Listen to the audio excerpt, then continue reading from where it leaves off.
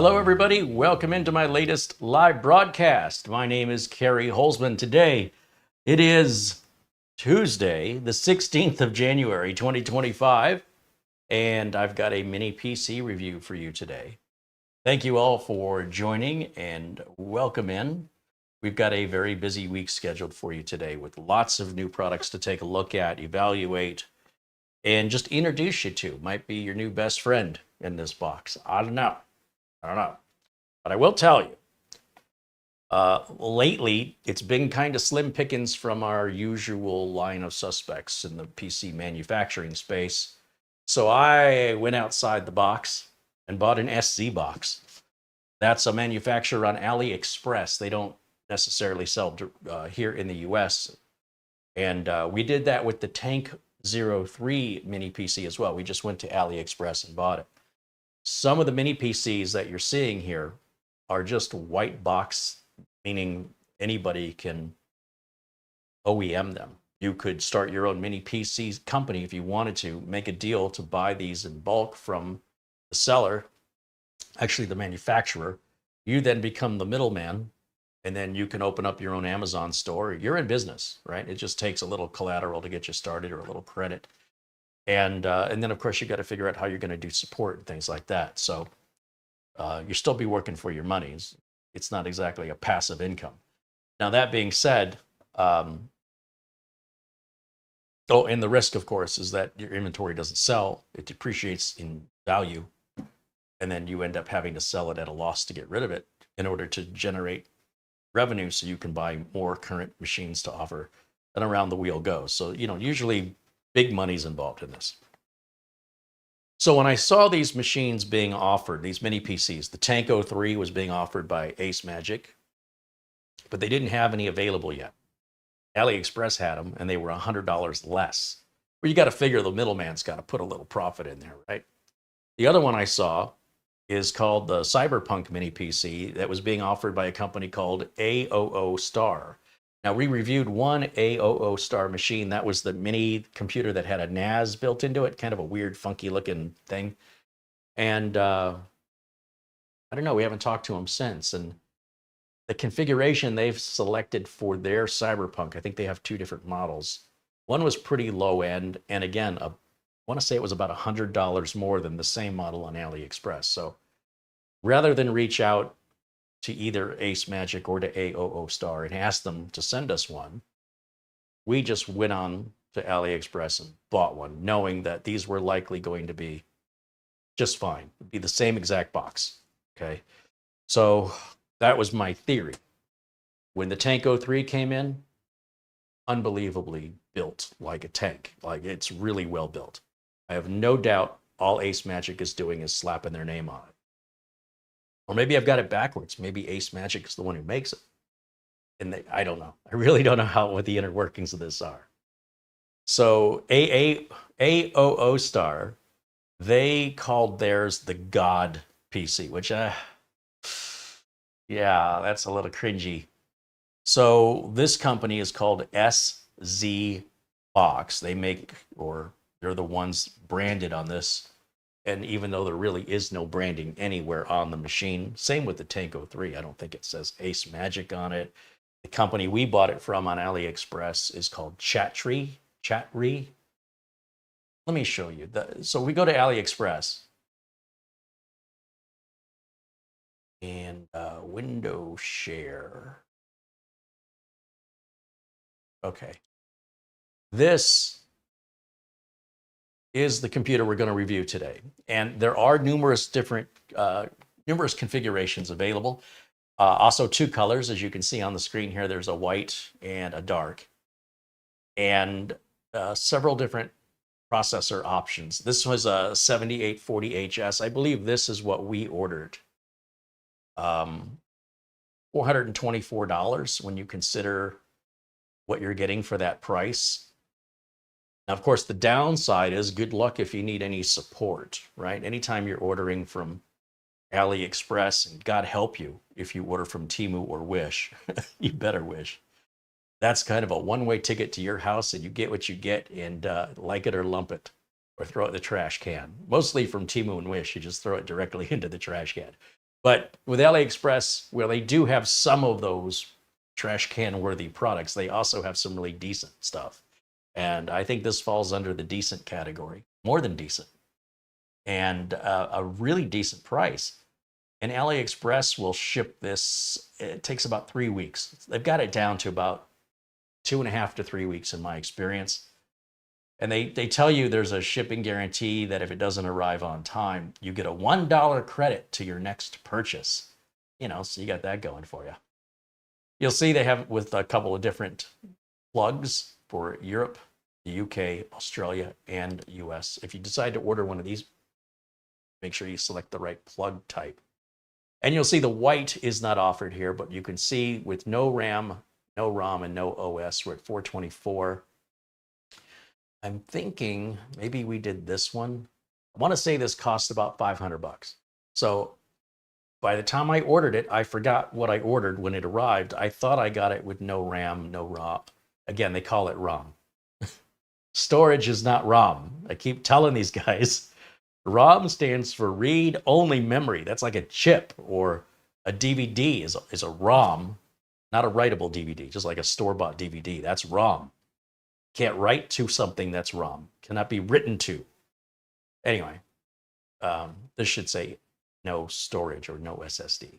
So when you see the Chinese manufacturers using that word ROM, nobody talks about ROM anymore. That's really just a broken interpretation, language barrier. But that being said, if you look on AliExpress and we just type in Cyberpunk, well, if my keyboard will work, Cyberpunk Mini, let's try that. That's not gonna, Mini PC. No, I shouldn't have to be over 18. Cyberpunk, how about just PC? How about that? Okay. What the reason I'm bringing this up is the search here on AliExpress is horrible. So you might have to scroll through a few pages or refine your search. But basically, there will be other sellers of this here. All right. And I found that SZBox was the cheapest one. I think sometimes they're just, they'll put, somebody will list this for sale for like twice its manufacturer's suggested retail price, under the hopes that some moron in the world full of people won't know what it's supposed to sell for, and they'll just pay twice as much for it. Right? They only need one person to do that to make it totally worth listing it for 3 or 4 months before that one person buys it. Don't be that one person, okay? That's all I'm saying. Be aware that that's a tactic. So when you're looking at AliExpress for anything, there are often multiple sellers of almost anything you're looking at here on the site. Here we go. So that looks like the white one right there. And this one is made by who? King Novi. See, that's not SZBox, but it's clearly the same machine with the same options apparently. And they offer it in white or black. So with the 32 gig 512, that's a good $48 more than SZBox for, well, I suppose apples to apples, we need to go to the black model, but that doesn't seem to change the price, which is what I was suspecting. Overall, though, still a good value, even if you went with this one. Now, this says it has Thunderbolt 4. Did ours come with Thunderbolt 4? You know what? I think so. So, as far as I know, it's the exact same PC, and it's just changing the name up here. Likewise, you're not going to get any support from these, all right? Anytime you buy from AliExpress, the best you can do is return it if you need to do that within a certain 15 days or something of when you get it. I'm not sure how that process works because I've never returned anything back to China. It's very easy for people in China to mail stuff to us here in the US. It's very inexpensive. For us to mail stuff to them, it is profoundly, try it sometime. Yeah, bring a credit card. Sometimes it'll cost you more to return something than what the thing you bought cost you. So you might as well just throw it in the trash can. So there is a little bit of a risk if you want to do this. However, I would suggest if you're buying the things that I'm showcasing on my channel from the same place I'm telling you where I sourced it, then you should experience a similar you should have a similar experience to me. Now, of course, I'm not using these things every single day. Some of them I've handed out to people I know and said, here, use this and, let me know how it works. So far, none of them have come back. Nobody has said, hey, this thing stopped working. They've let me know about some weird idiosyncrasies about the thing here and there, and I don't know if it's them or the machine. But regardless of that, I have no issues recommending the Tank 03 or the SZBox here. I'm going to tell you right up front, spoiler alert, I like this computer.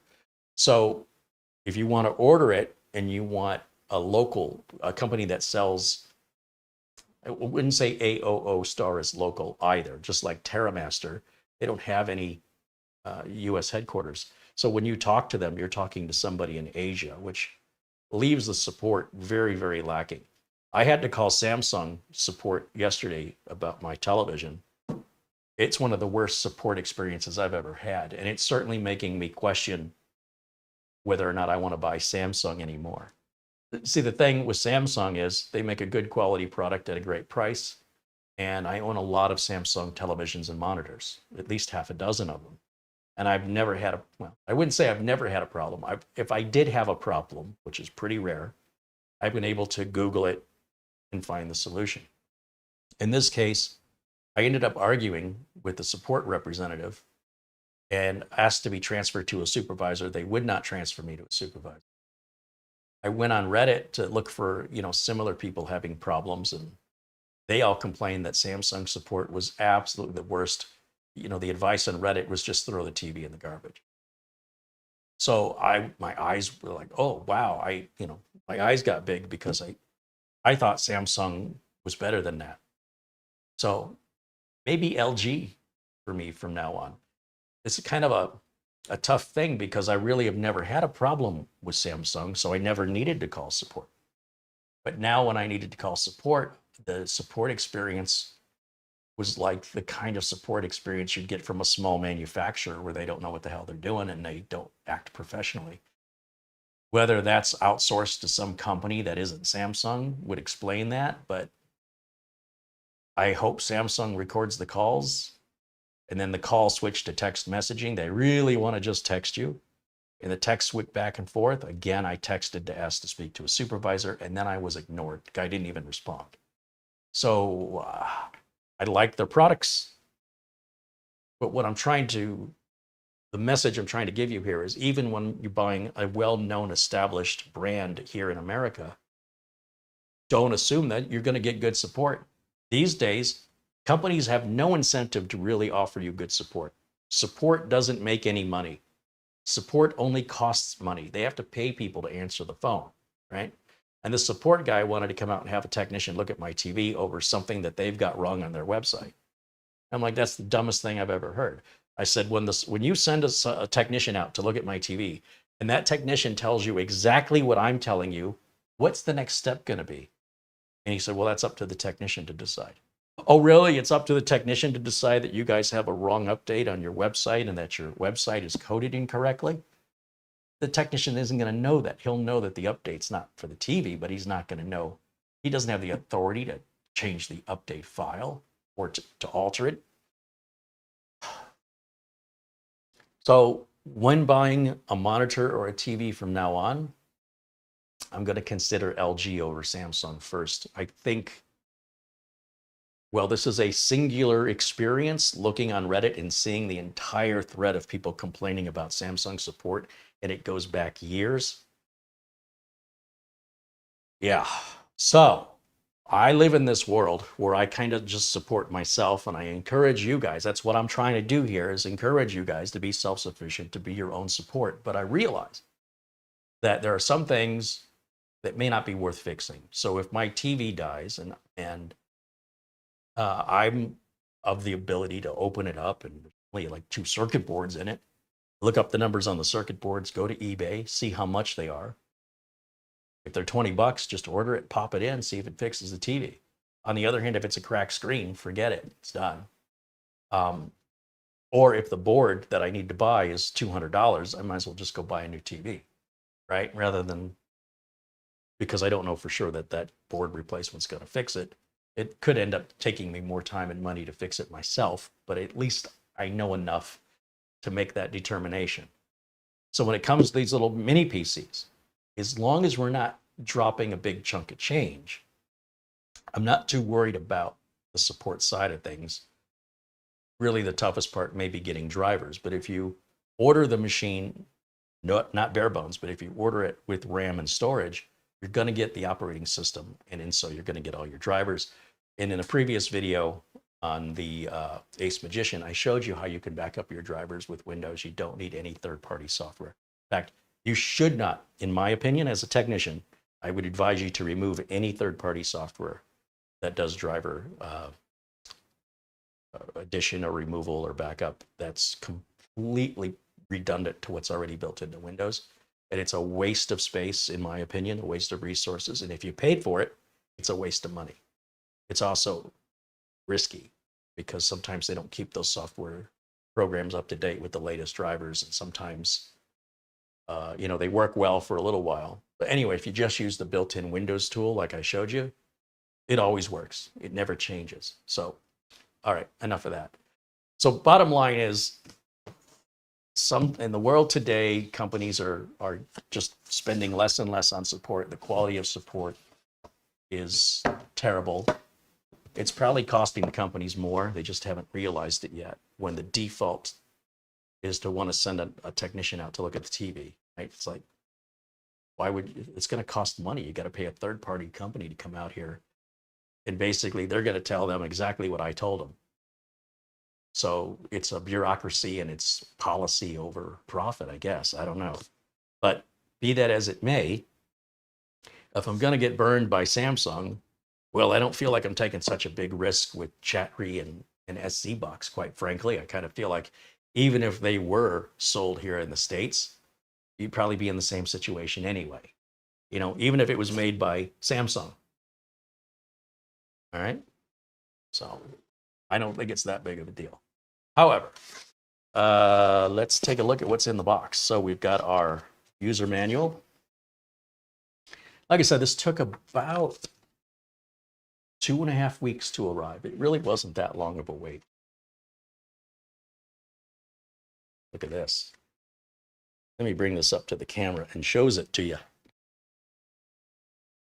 This thing is just a work of art. So we got that sort of gunmetal color. If you remove these screws, this is a big head on the screw here. Was it supposed to look like little CDs?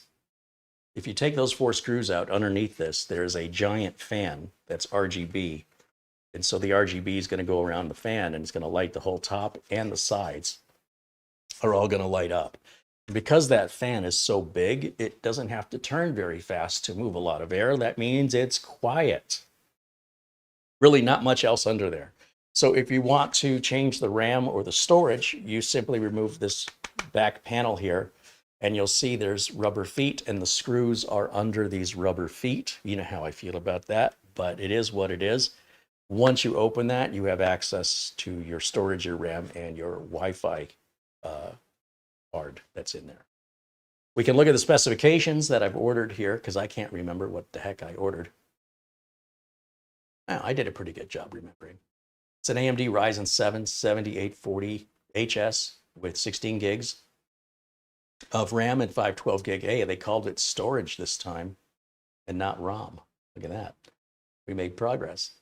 It's got Wi-Fi 6 and 2.5 gig LAN. And as far as, let me turn it around this way. As far as like buttons and stuff, we've got power, headset, which would be, microphone or headphones, microphone, or a headset. The headset has, a microphone on the headset. It'll take any of those 3. 2 USB 3s right up there. We've got USB Type-C, which has a symbol on it. We'll determine what that is later. This button with the little bulb, that's going to control the colors of the RGB or to turn the RGB off if you find it annoying. Nothing on the sides, just vents. And then on the back, we have 2 Ethernet ports. We have a USB type C here, which is probably, yeah, you see the plug? That's how we power this. So the power adapter is going to have a USB type C end on it. And then going this way, HDMI, display port, and then two USB 2s right there. So overall, we're not looking at a monster. We're also not looking at a budget machine. We're right down the mid tier with this bad boy. And a whole nother level with the looks. So, Tad Fay says a 7840 HS with 16 gigs of memory is sad. Well, it depends on how you're using the machine. Now, I could have ordered it. You saw my options. This isn't like, this is how you have to have it. That's just how I selected it. I'm sorry you don't like my choices, but when we spend your money, you can order it any way you want.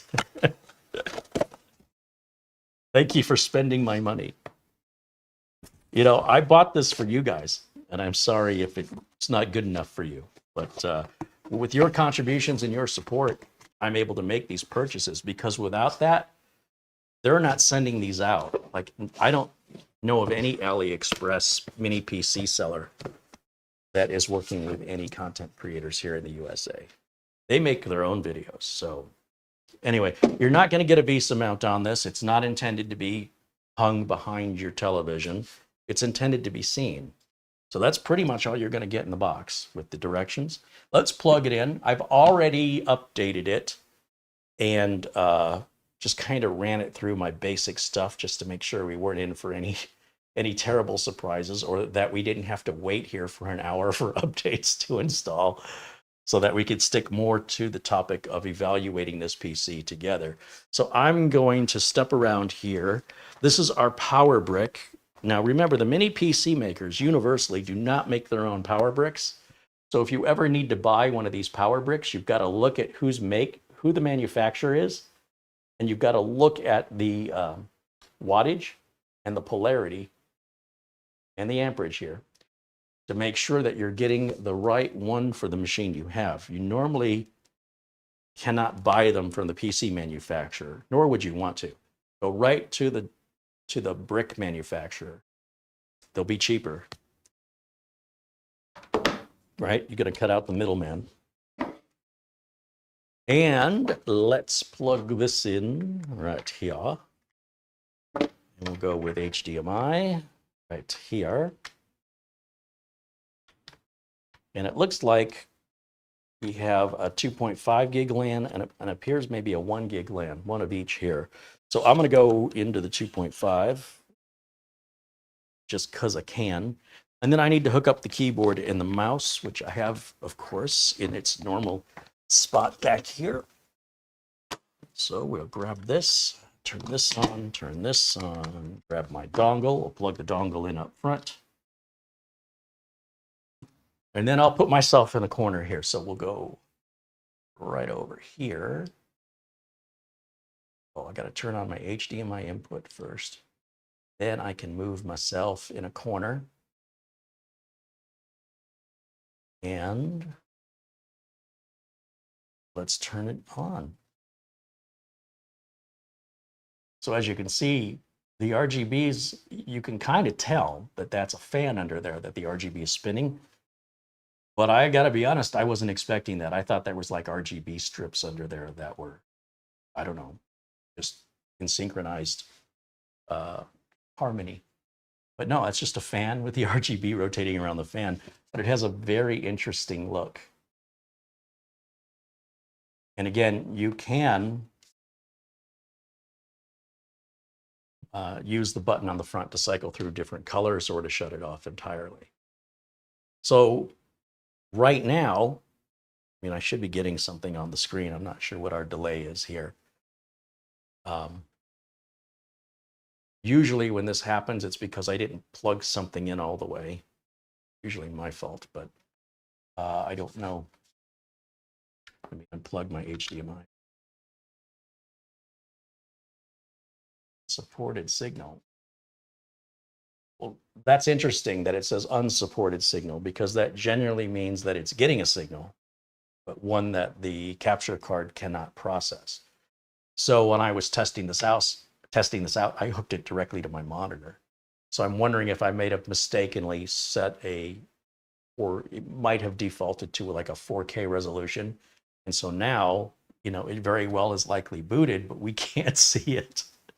Again, this is usually my fault. The capture card does, require 1080.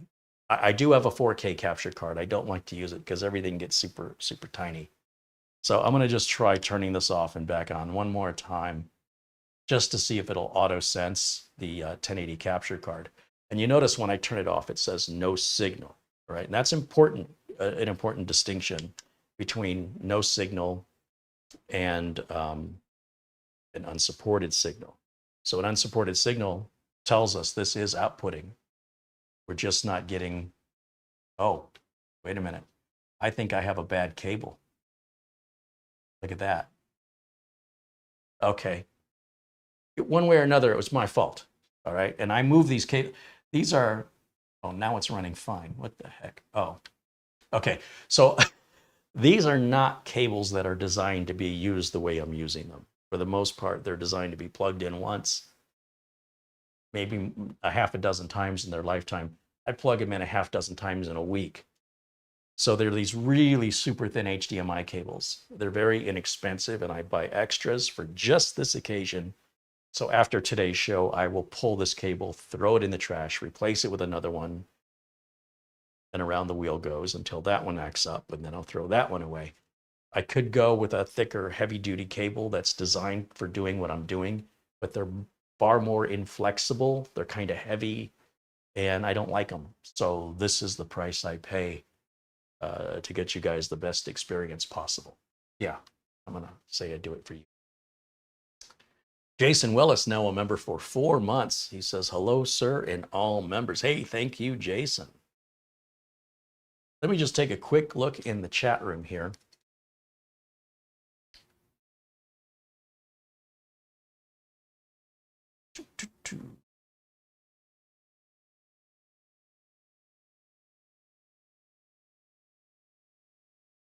Ted Fay says, I bought a minis forum under $500. Will it not retain drivers if I reformat and reinstall Windows from scratch? Well, you're going to have to try it, but you can back up your own drivers. If you watch Saturday's, was it Saturday I did the video, or was it Sunday? It was Saturday. I did a video about Ace Magic, whether or not they had malware. Watch that video. Towards the end of the video, I show you how to back up your drivers, and then you don't have to wonder. All right. Let's see. Douglas Burchell said, most likely Carey will upgrade this mini as usual. It is fully upgradable. I didn't want to order it all bulked out because I didn't know if I was going to like it. So I don't want to put a lot of money into it, but I also didn't want to deal with the drivers. So I wanted it to have RAM and storage. So I picked the lowest RAM and storage. Like I wouldn't go to 8 gigs of RAM. To me, 8 gigs would be set. 16's fine. 16's normal. Let's see. Scroll.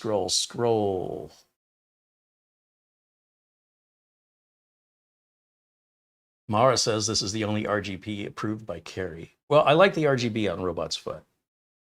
I like it when it's different. All right. Matt says, there goes my money out the window. Let's see. Aaron says 2 months membership. I love being a member and a supporter of this amazing community. Well, thank you, AA Ron. Thank you, AA Ron. That's, again, with your support, your contributions, that's how I bought this. It ain't coming from YouTube's money, I'll tell you that. Let me go back to full screen on this for just a second and cut the light so you can really appreciate what this looks like.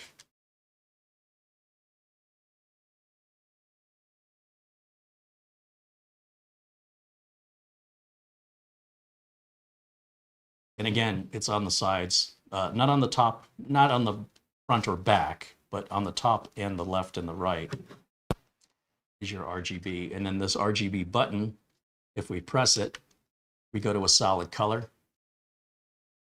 Oh, I take that back. It's fading through multiple colors. Press it again. Now, is it a solid color? Press it again. Press it again. Again. Again. That's it. Those are your options. They're predefined. You can't get in there and change it as far as I know. Could be wrong, but as far as I know, that's all predefined. So take one or turn it off. All right, lights on. And let's go back over to our HDMI input. Let me turn off camera one because you don't need to be looking at my mug. And let's go over here to show you what some results were of the testing that I did. So crystal disk mark test. Remember, none of these mini PCs come with a particularly powerful or fast SSD or RAM. All right, in order to keep the price down, everybody wants a cheap price, but everybody wants to get diamonds. You know, if you want diamonds, you got to pay for diamonds. Otherwise, enjoy your cubic zirconia. So it is a matter of getting what you pay for. This is more of a Gen 3 spec'd out SSD, but we should be able to put a Gen 4 in there if we want to. Okay? I don't know if you'd want to. You'd be generating more heat, and the fan is on the other side. So I don't know how that would work if you wanted a high performance. It might be fine. I don't know. But those are the default numbers of what this machine comes with if you order the 512 gig as I did. Then you can see, you know, I put Uncle Carey's Windows 10 optimizer on here and BLC. I did my normal thing. If we go to Windows Update, hopefully it's got all the updates, but you know, there may be one or two that have come out since then. Yeah, we're all caught up on updates here. If we look in the system properties, you can verify that we have the AMD Ryzen 7 7840HS with the Radeon 780M graphics. So yes, you can do light gaming on this. This has the 16 gigs of RAM option that I selected. And Windows 11 Pro, now you see it's got 22H2. We haven't put 23H2 on there, and it's not offering it to us yet. I'm not worried about that. I could force it on if I wanted to, but if you just give it a couple weeks, I'm sure Windows Update will offer it to us. I'm not quite sure what rhyme or reason Microsoft uses. With some machines, it offers it right away, and other machines, I've got to wait a few days. But again, if I wanted it that badly, I could just do a manual update, but I can't be bothered. So the RAM, we look here, I believe it's DDR5. Let's just verify with CPU-Z.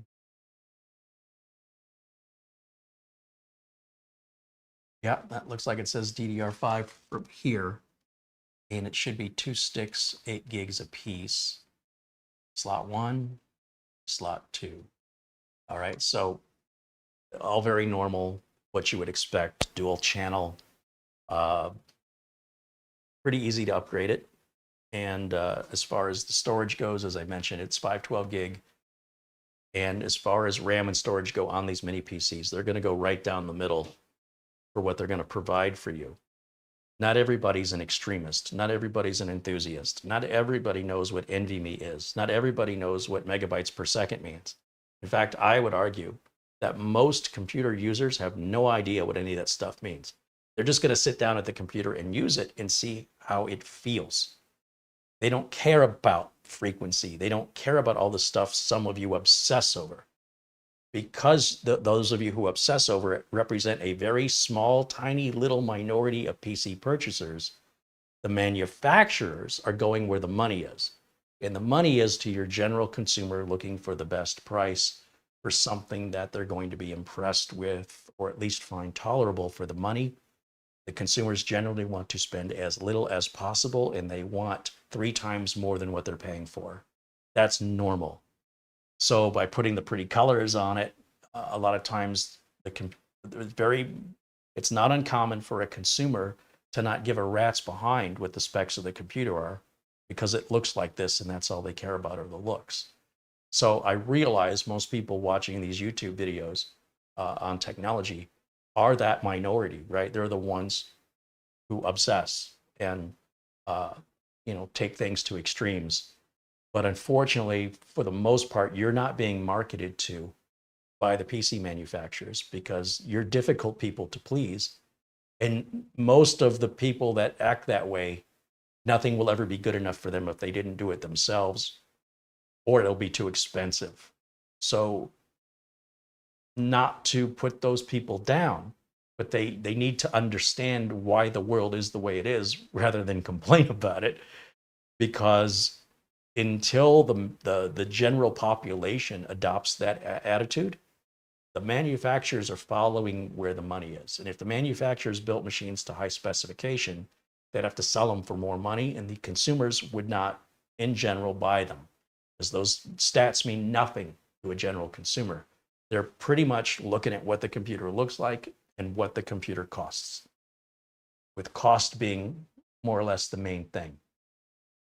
And then when you run into businesses and corporations, they have policies and protocols, and it's sort of by bureaucracy that these decisions are made. It's not one individual deciding, hey, I like this, right? It's got to go through budgeting, and it's got to go through actuaries and all this other stuff with regards to support cost, the delay in acquisition, deployment. It's a whole thing. So when companies are marketing to corporations, it's also a very different product line and also a very different support experience, because those products are quite often a third to as much as 100% more expensive than the same or equivalent consumer version of that product, right? Because corporations aren't just buying one, the corporations are buying thousands at one time. And then they're usually replacing them every 3 or 4 years. So you want to keep a company happy, so they'll come back and buy more PCs from you with a PC maker. So if we look here in the device manager, let's go over here. You'll see all of our drivers are already pre-installed. Everything looks happy in here. And if we look at our network adapters, you'll see we've got an Intel i226V Ethernet controller, and we've got a Realtek Wi-Fi adapter here. That's Wi-Fi 6. And we have a Realtek LAN adapter that's gigabit. So that's interesting that they've given us one Intel and one Realtek LAN adapter, with the Intel being 2.5 gig, the Realtek being a 1 gig, and then the Wi-Fi is a Realtek. So that's an interesting mix. Now, because this is an AMD, you definitely want to install AMD Adrenalin. This did not come with AMD Adrenalin installed.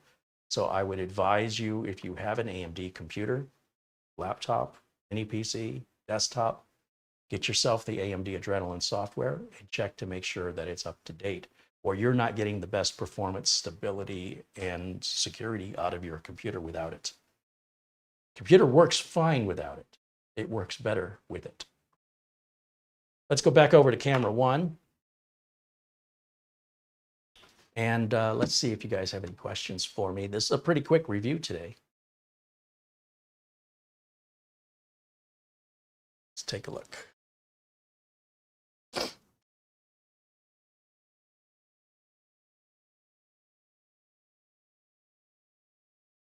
Paul Garrett says it's not going to be long before we need 3-phase power for our PCs.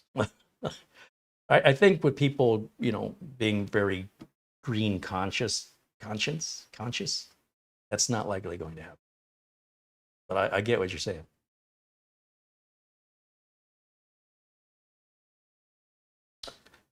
Let's see.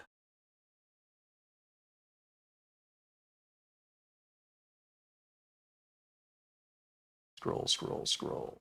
How do you link to Ethernet ports? Well, generally you don't.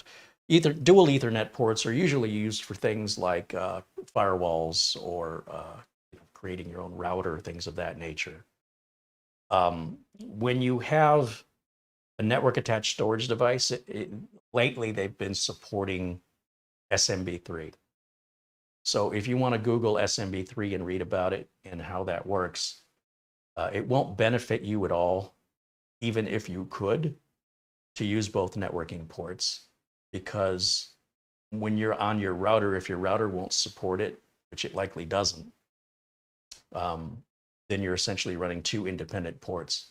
And in this case, one would be at 2.5 and the other one would be at 1. Why would you ever want the one if your router is at 2.5. If your router is at 1, using the 2.5 isn't going to get you any faster.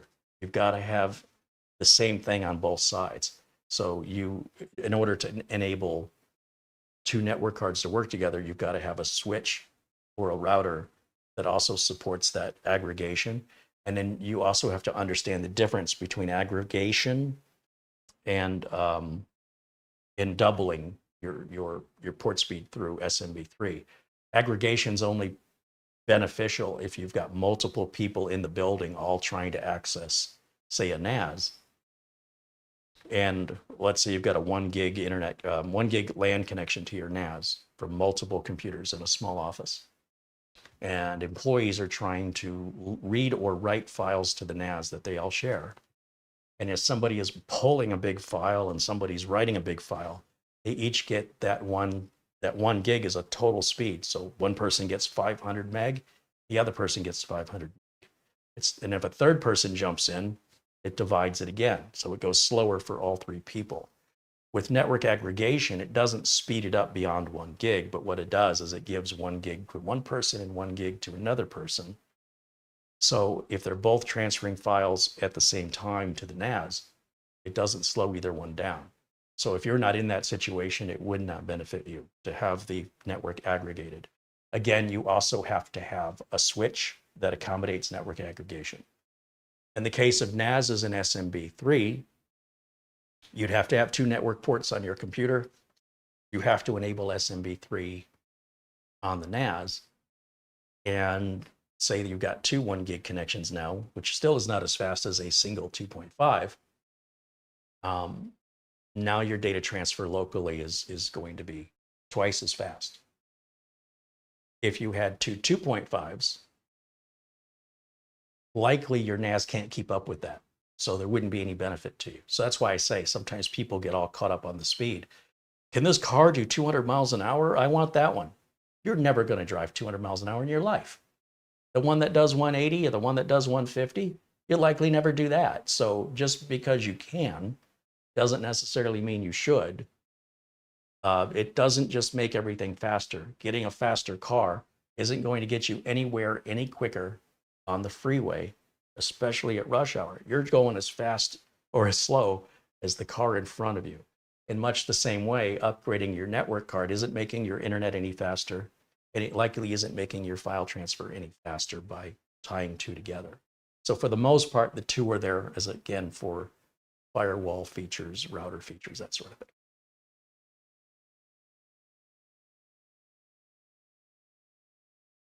So hopefully I explained that.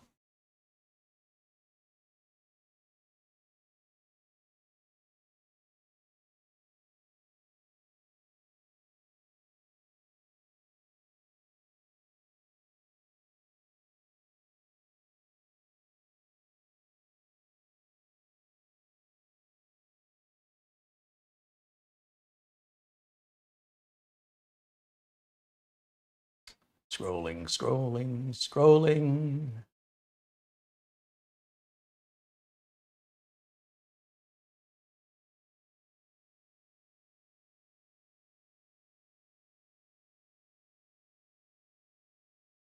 The Tasteful Thickness said, did he test that PC for a virus? Reddit has a post about Ace Magician coming with spyware. You should have watched my video on Saturday, because my video shows what Reddit's talking about. And there's a lot of misinformation online. So if you watch Saturday's video, you can get more information than what you read on Reddit, and you can see it firsthand in my live unscripted video.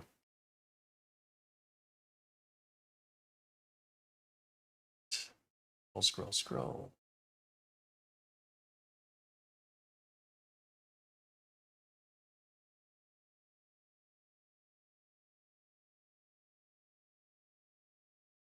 Outback Bob wants to know if I have a preferred NAS OS that you like to use. I prefer to use the OS that comes with the NAS, whether it's an ASUS store or QNAP or Synology. I always leave whatever they provide because that's what's intended to run with it. That's what I use. I don't build my own NAS. I think it's a waste of time and a waste of money, and it's something only a hobbyist would do. No corporation, right side in their mind, would ever do that. So, you know, I'm running a business. I'm a professional computer technician. I've been in this industry for over 30 years. I've hosted a nationwide radio talk show for 6 years. I've published multiple articles, and I've got a couple of books on Amazon. And so my goal is to stay in business, not to tinker around with nothing else better to do, to try and make some old equipment, you know, work as a NAS that takes up more power, more space, and requires more maintenance than if I just buy a little shoebox thing that's ready to go out the gate. And that's why I just stick with the regular OS, so I can help a customer get paid, then I can help the next customer. The longer it takes me to work with one customer, the less money I make, you know, the less people I can help in a day. And if I sell something that requires support, I lose money. Remember, I mentioned how support costs money. So I want something as maintenance free as possible. And my customers appreciate that as well.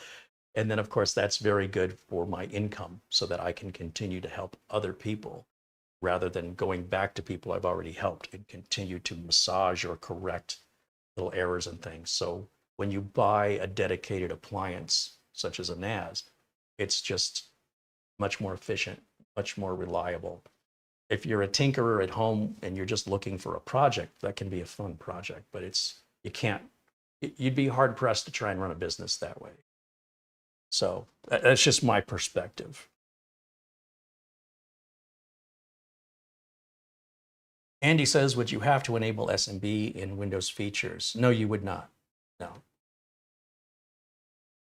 It's already enabled. So all you have to do is enable the SMB3, like in the case of a Synology router or an ASUS store router or a QNAP router. You would just enable SMB3. Once you do that, assuming you've got 2 network cards in your computer, it just works. That's all there is to it. It's very, very easy.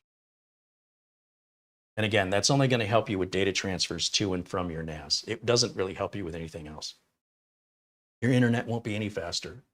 Your gaming's not going to be any faster. It's just whatever speed you need, or whatever. If you're moving a big file to your NAS or from your NAS, you can cut the time in half, double the amount of network traffic to the NAS. That means 2 network cables from your PC, 2 ports on the NAS are going to be consumed, or at least on the switch. And of course, the switch, the NAS, and the cards in the computer all have to be, for example, at 2.5. If any of those things are at 1, the whole thing runs at 1.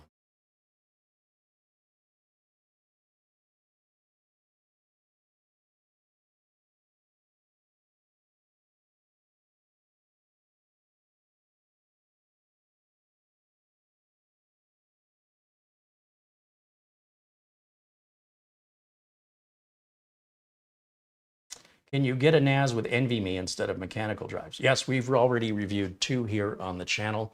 If you just search my channel here, Ben, I guess you're missing out on a lot of my content. We've already reviewed 2 of them. So just type in CareyHolzman NAS. In fact, that's all you need to type, and you'll see there are a couple, one from ASUS store and one from that we reviewed here. Pricey.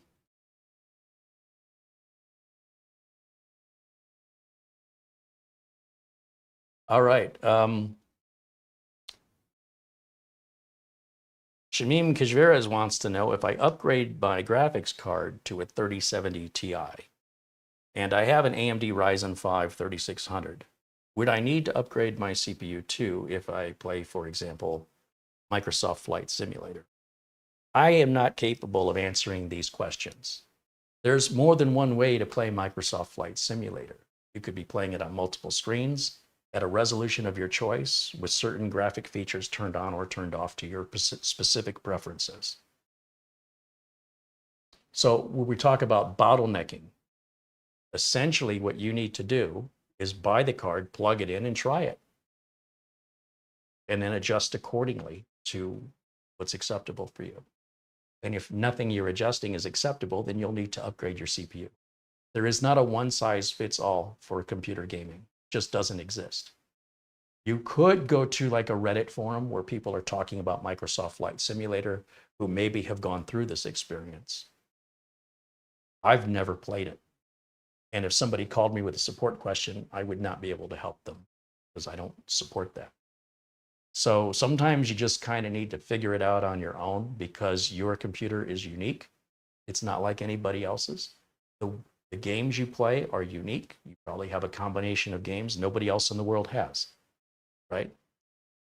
Resolutions you play under, the number of screens you play on, the version of the game itself, yada, yada, yada.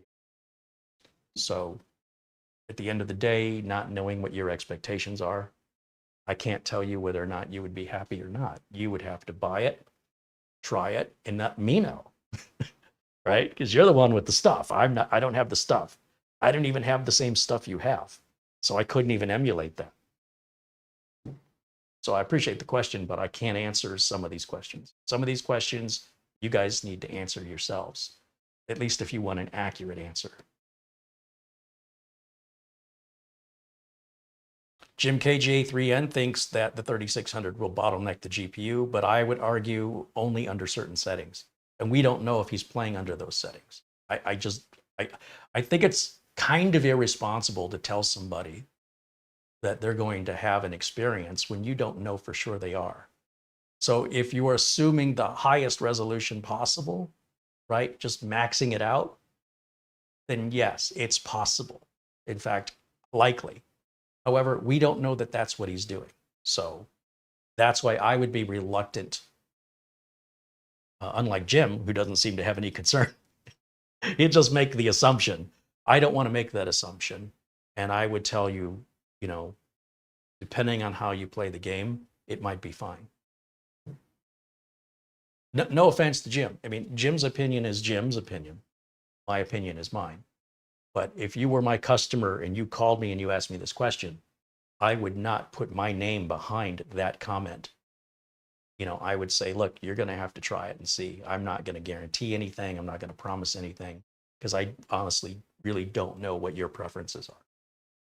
So that's the logic I use because I'm held accountable and liable. And when you ask people on the internet a question, quite often the answers you get are the way that they interpret it or what's their values, not your values, right? So they're being, most of the time, they're being honest, but they're making an assumption that you share values and you likely don't. So it's very difficult unless you know somebody really well to sort of predict what the outcome will be.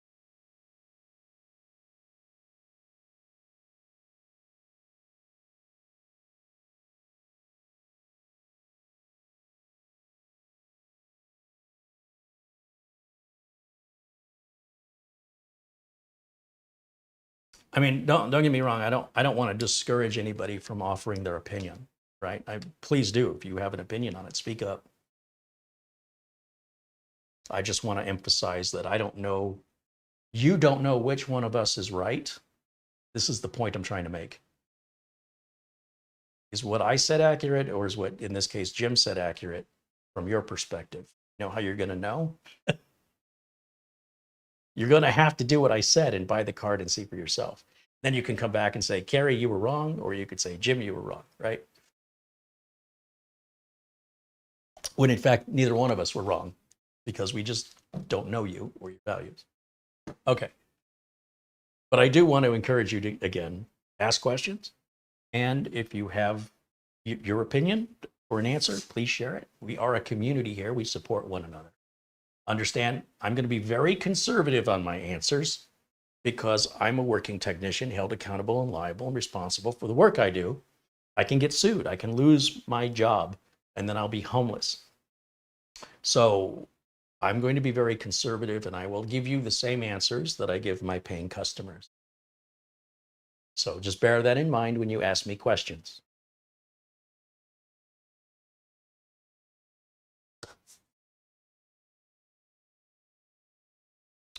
I don't know what other tests I can run on this little guy here, but overall, you know, for light gaming, it's going to be fine with that, what is it, 780M chip.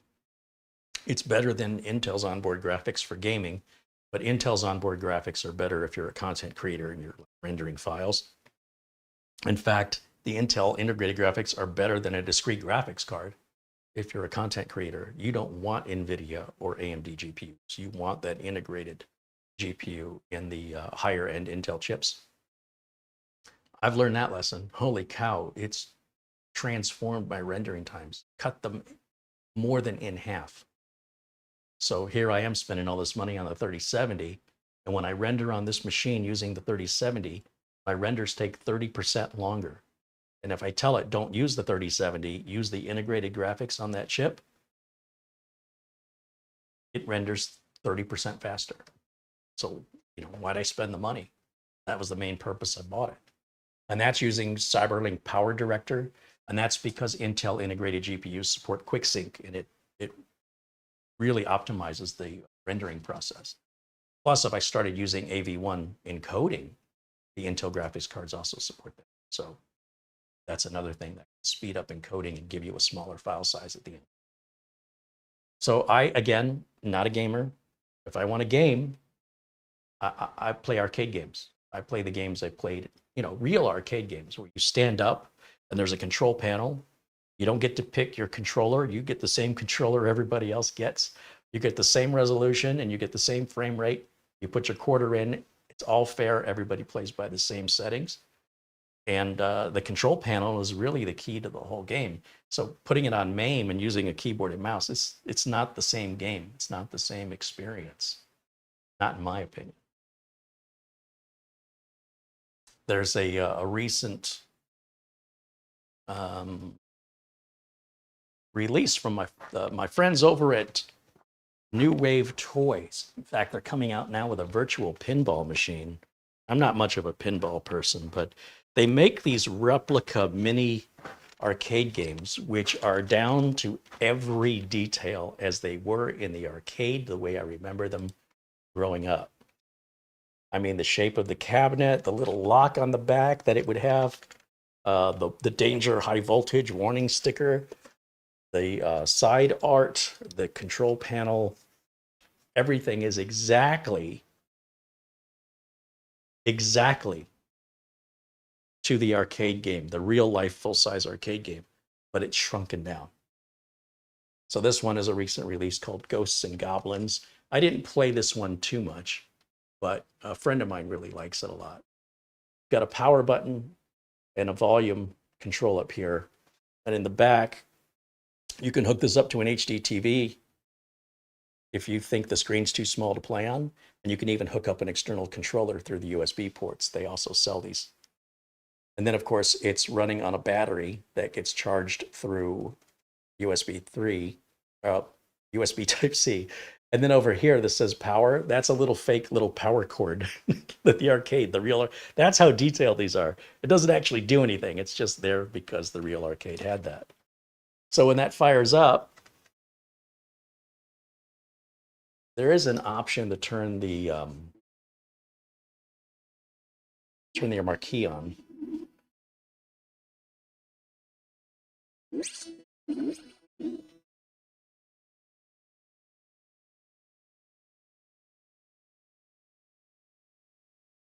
And then if I push the button down here, it should emulate putting a quarter in. Now that one doesn't move. This one. There we go. And then I'll choose one player.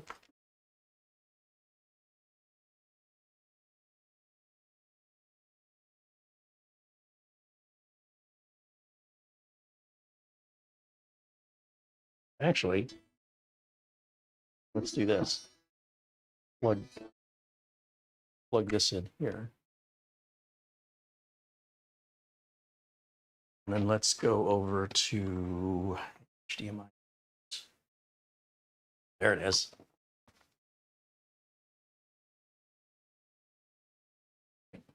It's my audio.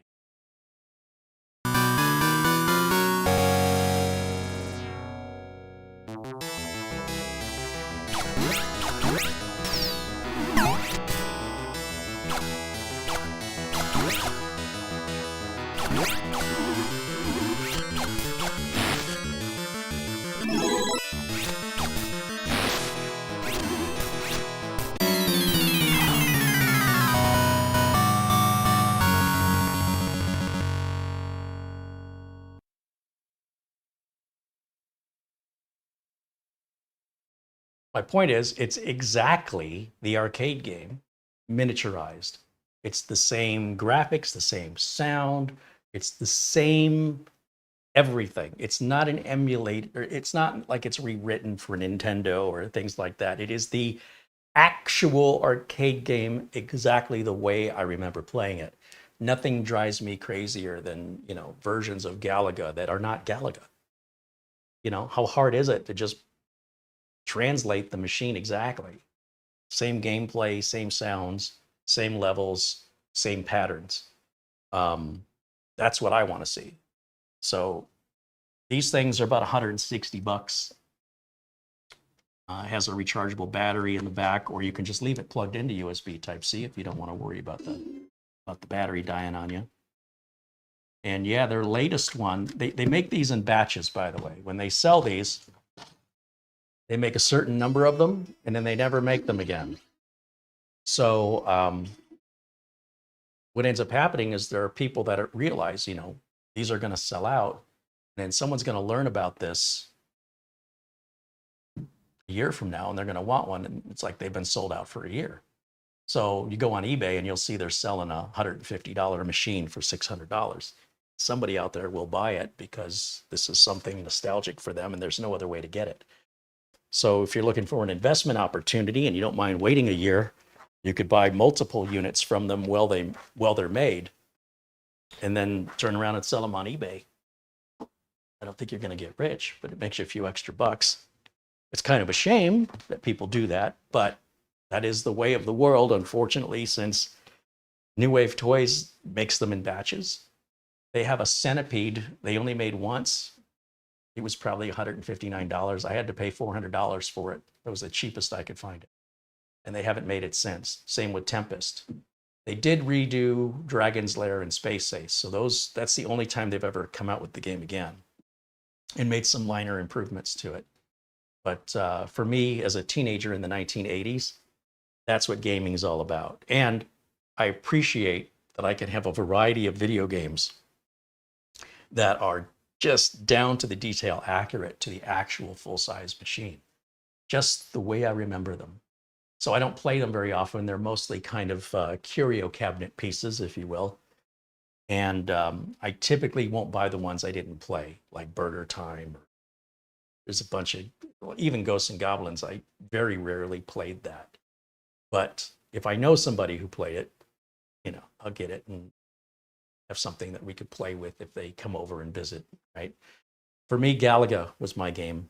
And I probably have 4 different Galaga machines, including a full-size upright arcade Galaga. Bought myself for my 40th birthday.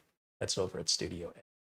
But yeah, I very rarely play them. It's just like an old friend. I spent many, many hours, days, and years in the arcade and tons of quarters playing all the games, but not much in the way of pinball.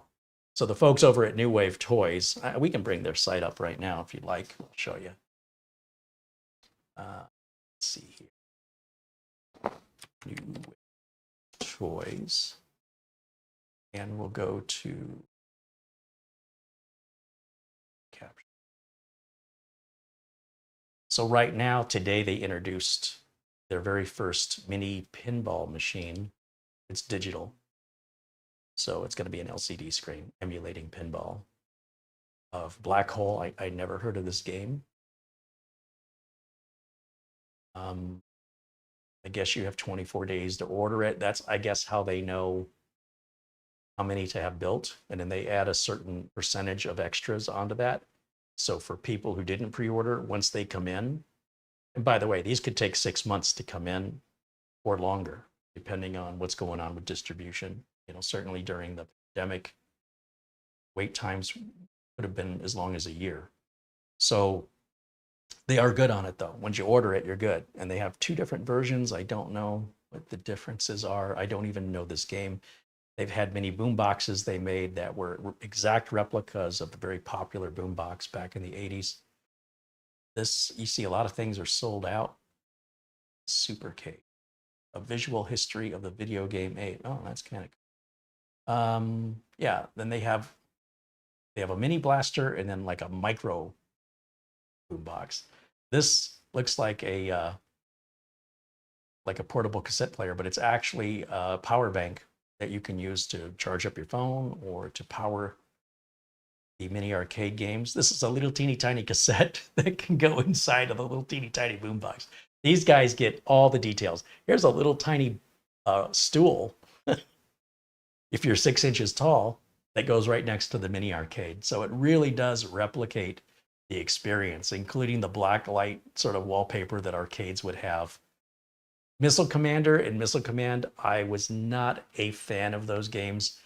They've even got this Ardomat machine, which was a cigarette dispenser back in the days. Zoltar they're coming out with, that'll be probably a few more months. I don't know why anybody would want that, but you know, there you go. Missile Command, I didn't buy that one because I just don't like that game. Qbert, of course, we had the creator of Qbert here on the show. We got to interview him along with the owner of New Wave Toys and Todd Tuckey over at TNT Amusements in Philadelphia, where he's been repairing and selling arcade games and pinball machines for 45 years. So one day I have to go out to Philly and visit him in person. He looks like a fun dude. There's Dragon's Lair and Space Ace. And these are all sold out, but this is what you've missed. 1943, Street Fighter.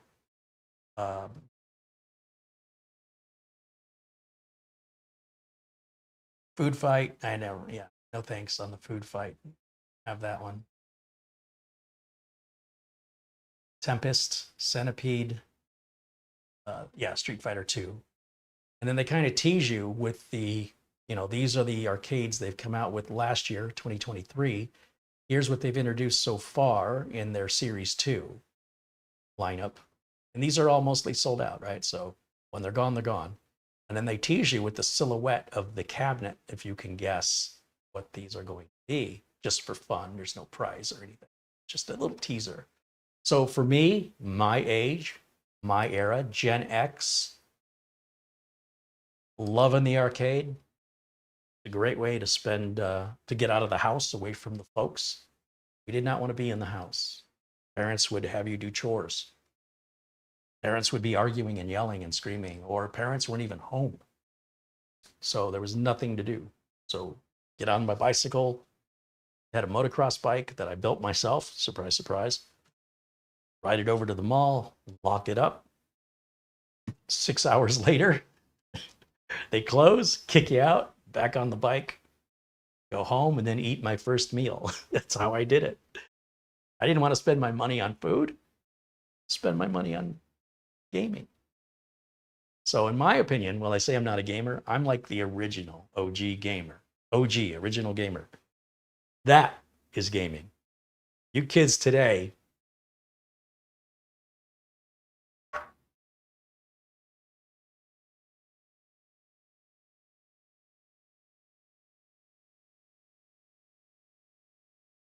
all right, let's take a look at what we got in the chat room. All right. 1981 Black Hole Pinball Machine by Gottlieb. Well, that would make sense because Gottlieb did Qbert. So they must have some sort of licensing arrangement with them that made that more attainable than other machines.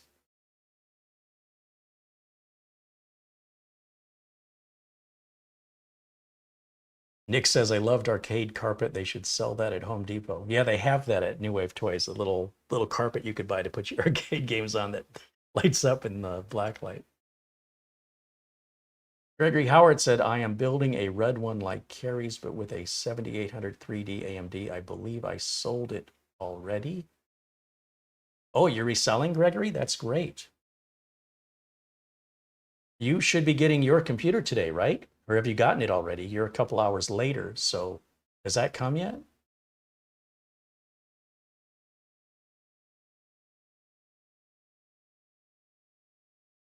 What kind of dirt bike did you have? It was a bicycle. It's not really a dirt bike. It was a BMX style bicycle. There is no type. It was a motor. That was the type, BMX. And it's all custom built. So forks and the handlebars, the seat, the rear tire with the gear ratio, just one gear, but I could, pedal backwards. On a lot of motocross bikes, when you go back, it's brakes. And wait a minute. No, that one, when you hit back, it was the brakes. So I didn't have any handlebar. This was a basic BMX bike, but customized. Like I had the whole frame acid dipped, primered it, and sprayed it with a metallic black, which took forever for me to find a metallic black. And then I painted everything metallic black with a red seat. I had red, I wish I had a picture of it. I had red wheels, right, with the black tires.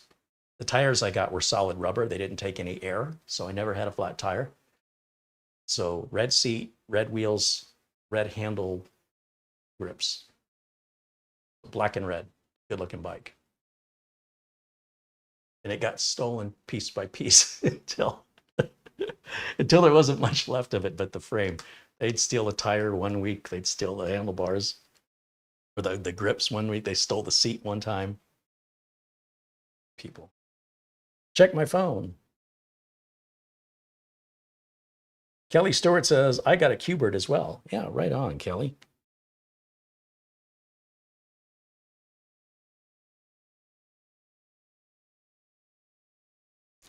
My friend says it's pizza week this week. I say pizza week every week. My world. Yeah.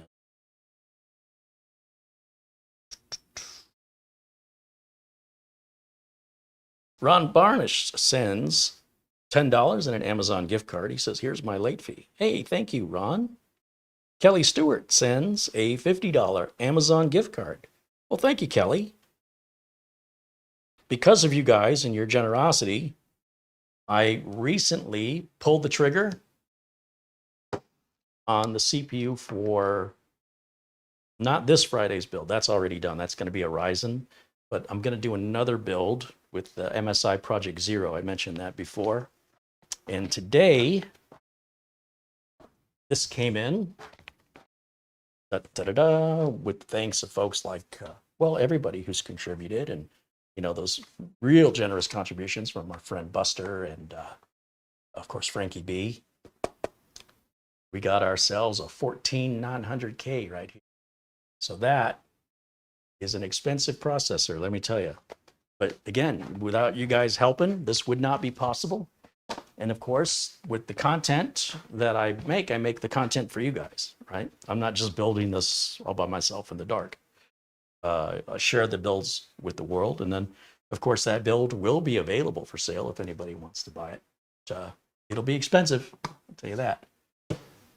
For somebody who's contributed, of course, I'll discount it. But again, not possible without your support and your contributions. So I can't thank you enough for that, and your memberships.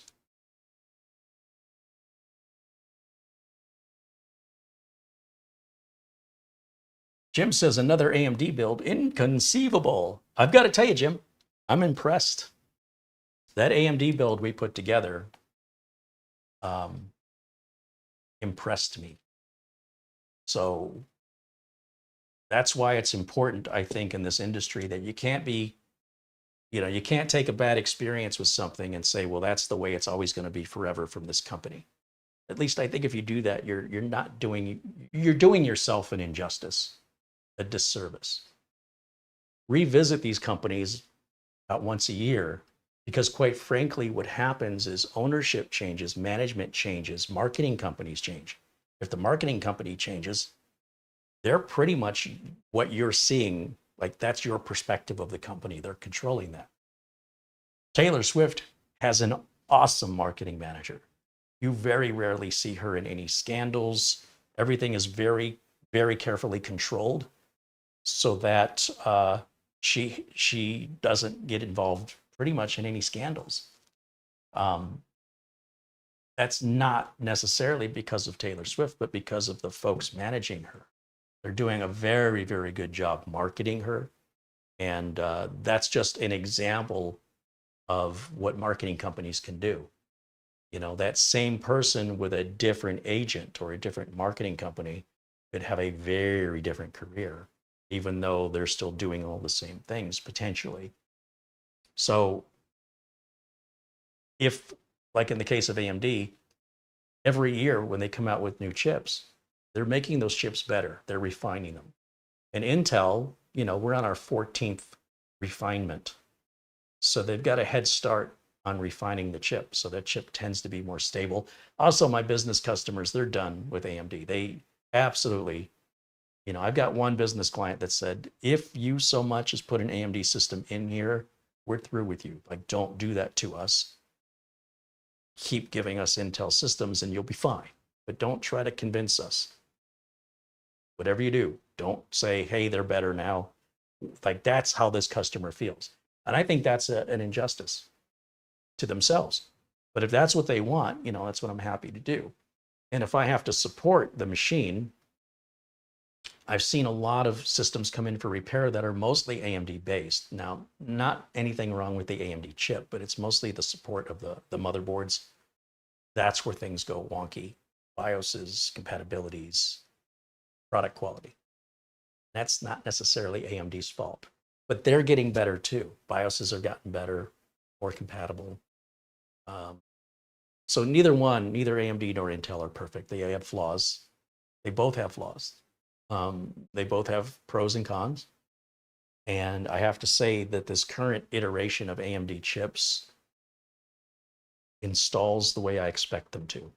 Until this experience, my experience with AMD has been,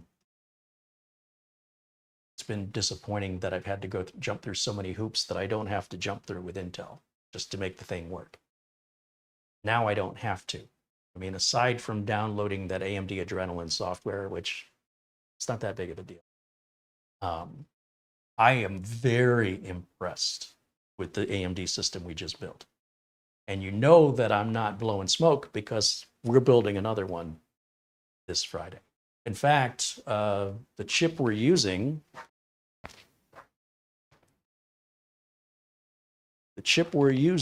is the Ryzen 5 7600. So I'm not trying to build, you know, a rocket ship here. I'm trying to keep it within budget.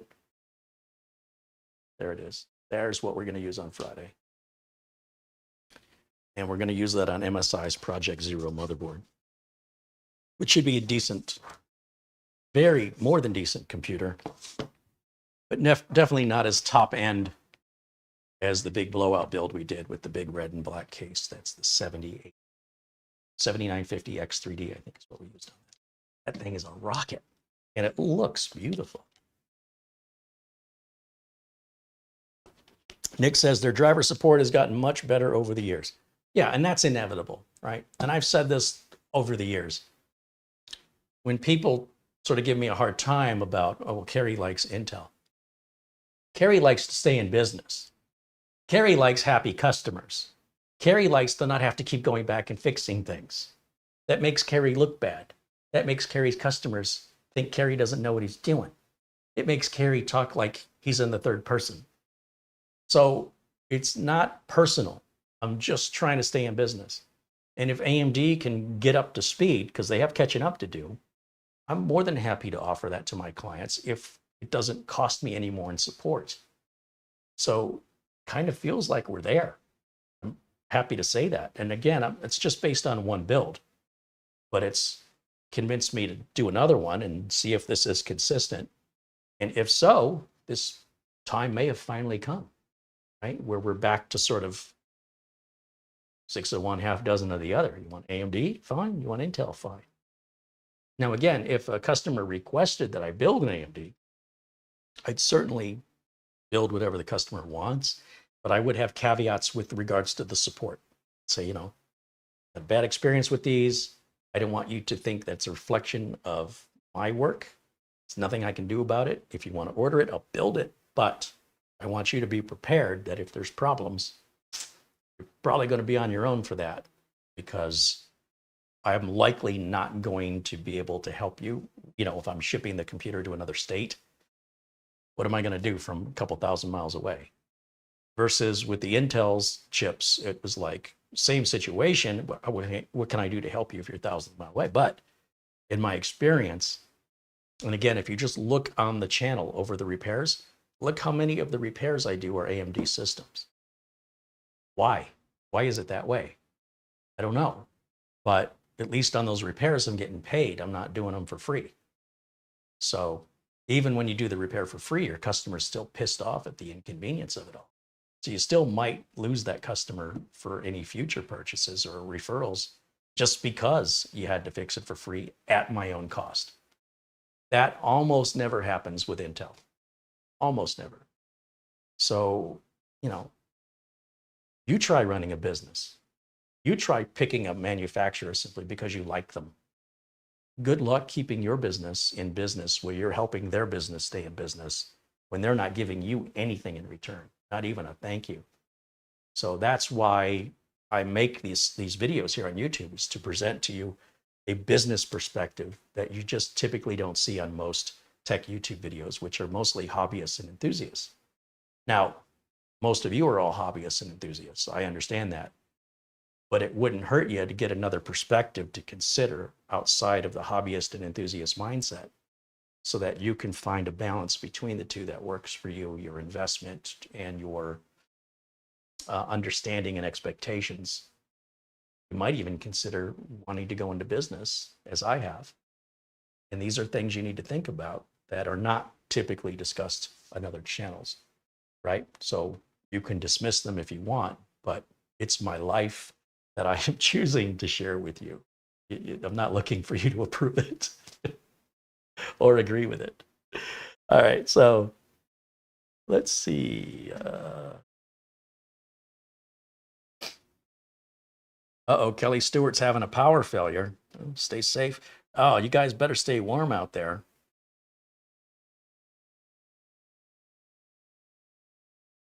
Jim says he's built more AMD systems than Intel since 2019. He says the ratio is like 3-to-1, but he says he doesn't have any business clients and AMD has been fine for him. Yeah, well, there you go, right?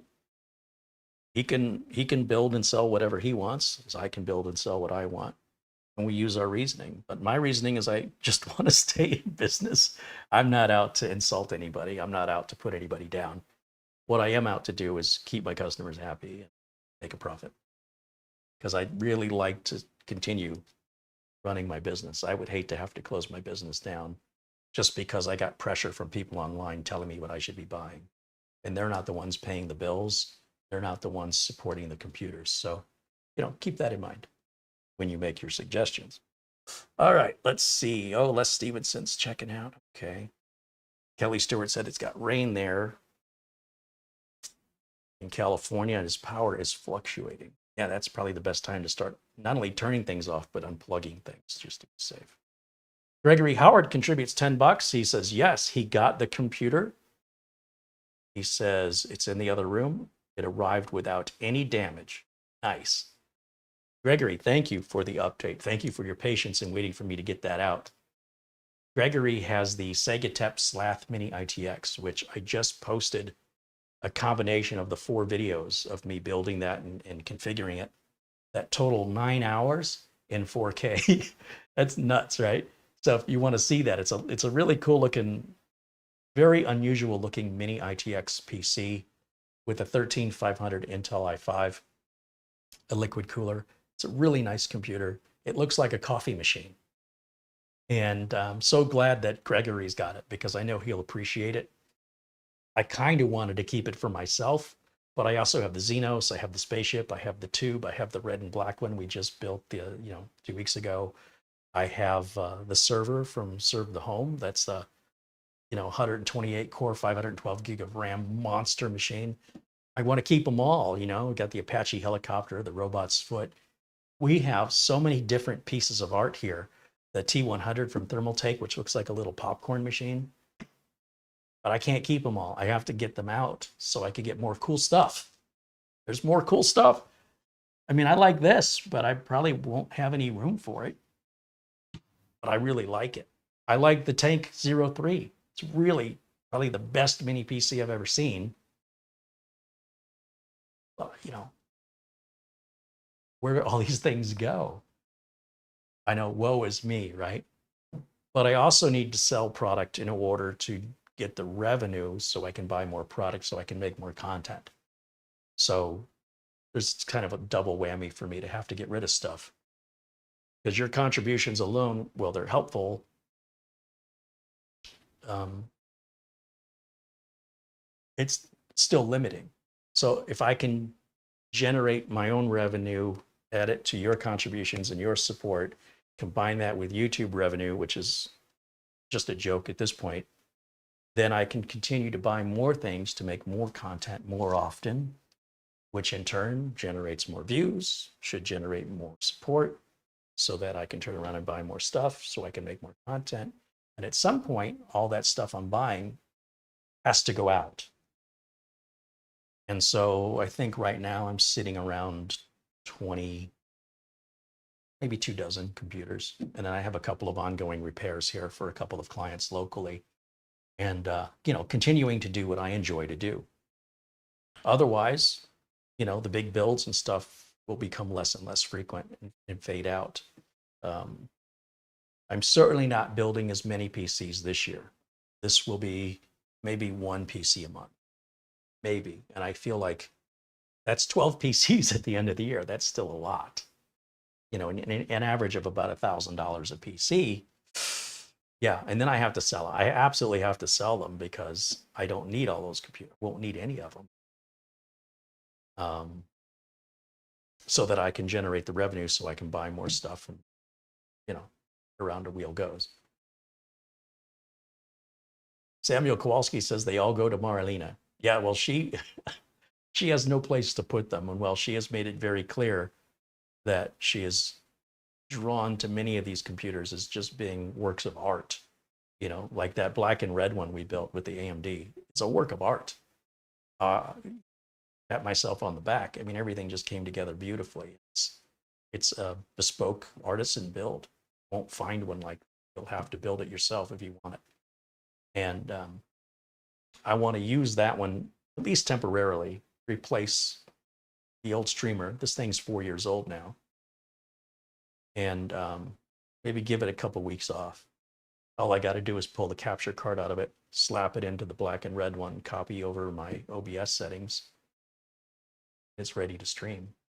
And then, when I get bored of it, I can either put that one back or, I don't know, take one of the other. I could take that massive server and plug it in just to do it. But what's stupid about the whole thing are these streams only use 10% of that CPU. So it's not like this is being bogged down or in any way holding me up. That's a 9900 KS. It's a 9th gen chip. And we're only using 10% of the CPU power. So by replacing it with something newer and more modern, we're just going to be using 8% or 5% of the CPU. It's completely wasteful. But I mean, I might as well do something with it. It's here, right? Otherwise, it's just going to sit here and collect dust until it gets sold. And selling these machines is definitely not my strong point. I'm a technical person. I'm not a very good salesman. So I'm not very good at it.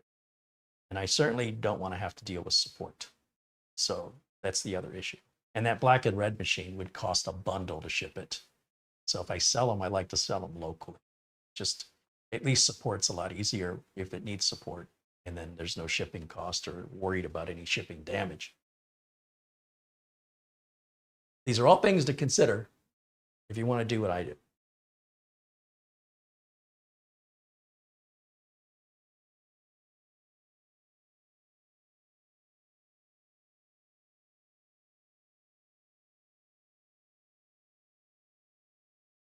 Where do I sell my builds at?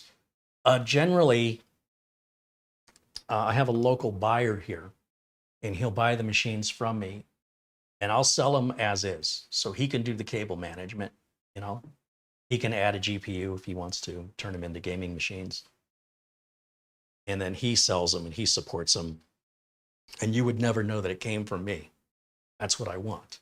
I need a third-party seller so that I'm not getting caught up in support issues or getting buried with 1,000 questions from people that have no intention of buying. They're just wasting my time. That happens a lot.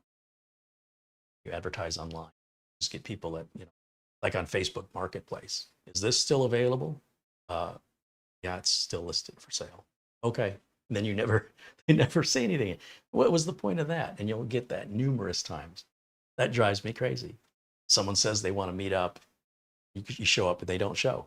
Somebody wants to offer you pennies on the dollar for what you're asking. It's like, no, that's It's not what, then they might chew you out and get pissed off at you because they think you're a jerk. I don't know, people are strange. But for viewers, they can reach out to me at the email address here on the YouTube channel. And you can indicate what you're looking for and what your budget is. And then we can see if we have something. I will not give a list of what I have. It's not only a security concern, it would take hours to compile just for somebody to look at it, you know, not do anything. I don't have that kind of time. So you tell us what you're looking for and what your budget is. And then if we have something, or if you've seen something on the channel that you want, maybe check with us, see if it's still available. Certainly be more than happy to sell it to you here within the United States only. I cannot ship outside of the United States. So other than that, that's how that works. And of course, as my business, clients buy from me in my business, but they're primarily business clients. My business is primarily business only at this point. I don't really do any work for consumers anymore. Unless, one exception, if a consumer is somebody I've done work for in the past or a family or friend, of course, I will still continue to help them. But most of my business these days comes from supporting businesses, doctors' offices, lawyers' offices, accountants, dentists, et cetera, et cetera. So hopefully that clears up for that.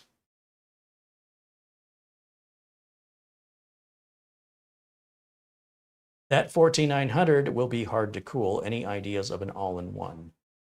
Yeah, well, I already addressed this on the previous 14900K. If you go back and watch that build, I think there's a part 2 to it.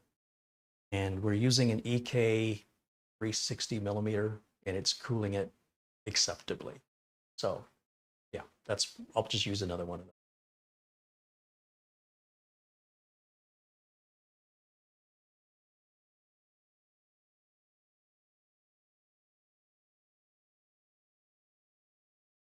Lagrinia says, Carey calls my Musatex build a budget hot dog build, but you'd never know it by the care that was put in when built.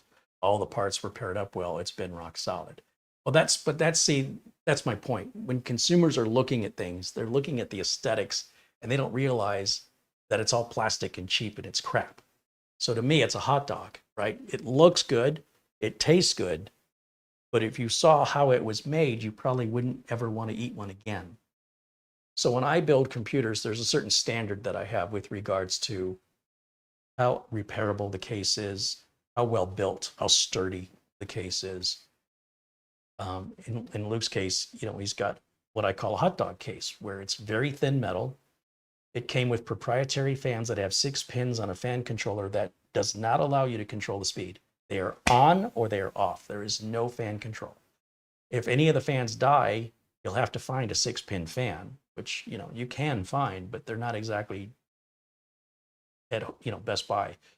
You have to go to Amazon or AliExpress, or you have to change out all the fans. And when you do that, you'll also have to change out the fan controller, and then you'll have fans that will speed up and slow down the way they should, but you're also going to spend upwards of $100, $150 to replace all the fans with the controller. So most people, when they're shopping, the consumer would look at that computer and say, that's beautiful, that's probably expensive. No. It's all a facade. It's the impression of being beautiful, but it's built very, very cheaply. And it's very easy to cut yourself on the inside of it. It's got some sharp edges. It's very difficult to do any cable management in. It is a horrible case. But when you're not the one doing the work, if somebody builds it for you, you know, it's already built and they've already cut themselves and struggled with all the cabling, you know, as long as it works, you should be happy with it. But the minute something breaks and you have to work on it, I guarantee you, your attitude is going to change real quick about how much you like it. And that's why it's a hot dog build. Normally, I wouldn't sell anything like that. I have a certain, if you're buying from me, you know it's got to be good. And, you know, I'm not interested in selling the cheapest stuff. I'm interested in selling the best quality for the price. So I think my customers get a better deal from me than they get from anybody else that I'm aware of for what they're getting. All right. So yeah, you can go and buy hamburger, or you can buy a filet mignon. The filet is going to cost you more, but it doesn't have to cost you $50. It could cost you, say, 25. So I'm that guy that will sell you that quality at a very good price. But if you say, well, that's still more money than hamburger, I'd say, well, that's because it's not. Okay, so there you go. Jelly with a, oh no, sorry, Gel contributes €5 and says, greetings from Belgium. Hey, thank you, Gel. Gel.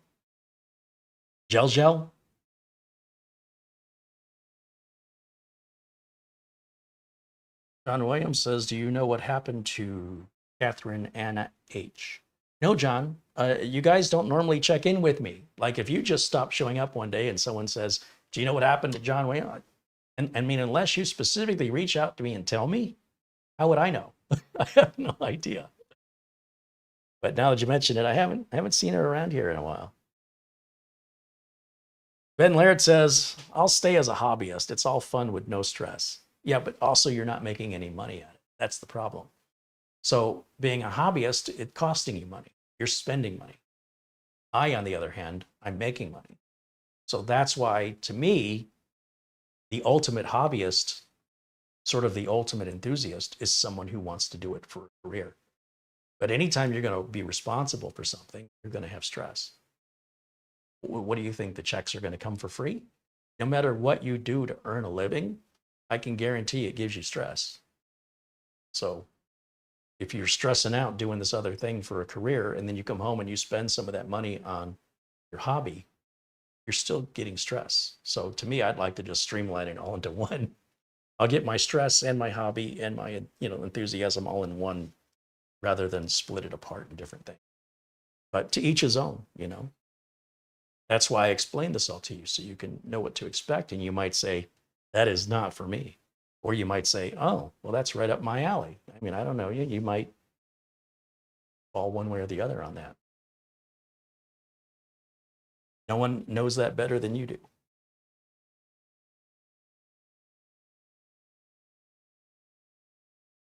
Garfield says, you grew up in a city, Uncle Carey. I grew up on a farm. I'm not complaining. I'm only saying you had the advantage of arcades. I shot tin cans off of fence posts for fun. Those were the good days. Yeah, it's all good. All good. Ben Laird said, I do repairs for friends, PC repairs. I usually get paid in beer. Hey, you do you. I think that's great.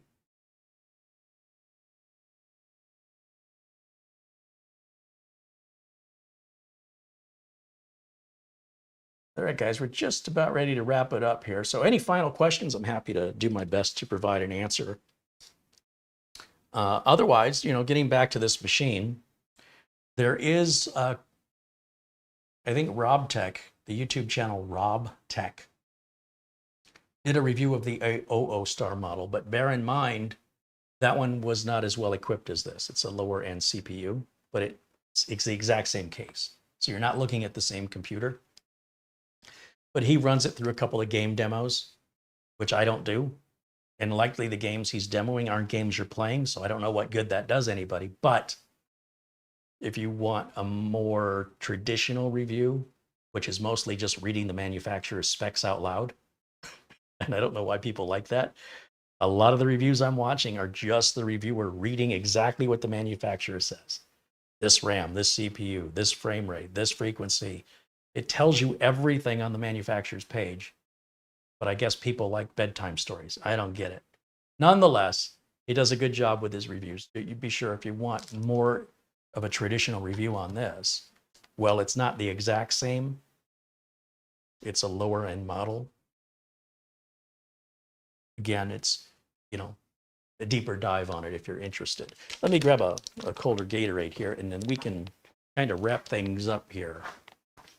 Now, for me, these little computers are great for pretty much everything I need a computer for, which will be YouTube, administrative work, emails, watching YouTube videos, streaming Netflix, making Word documents, Excel documents, running my invoicing software. It's going to do all that. No problem. I mean, that's easy peasy for this. I could use this as a video editing machine, but with the Ryzen CPU, it's not going to render as well as if I had an Intel GPU. I already talked about that. So while that would do that, I would prefer to do it on an Intel platform because it'll be much, much faster to render the files. Not that this would be intolerable. This would be acceptable.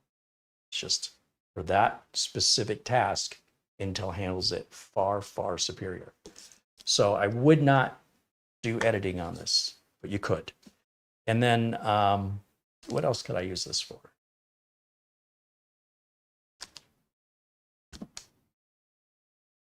Your typical social media sites, you know, Facebook, X, Twitter, whatever they want to call it. Your Instagrams, Snapchat, all that. You know, you don't need a rocket ship for this stuff.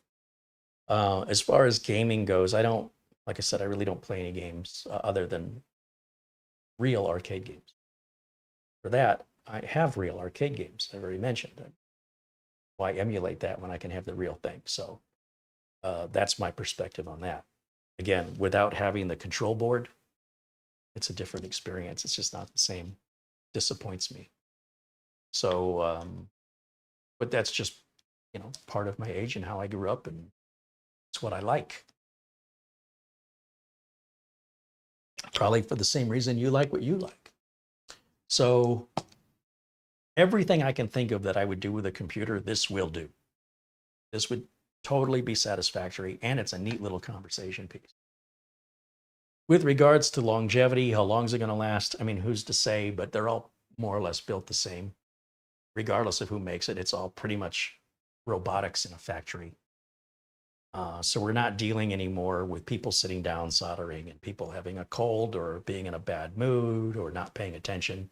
The robots do it exactly the same way every single time.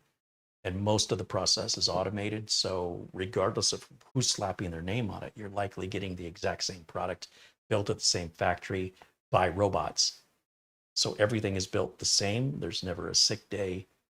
So quality control is way up. That's not to say that none go bad. Of course they can go bad. Things can happen. You might spill something on it or drop it. That's your fault. This should survive a drop pretty good though. Case might crack. I wouldn't try it.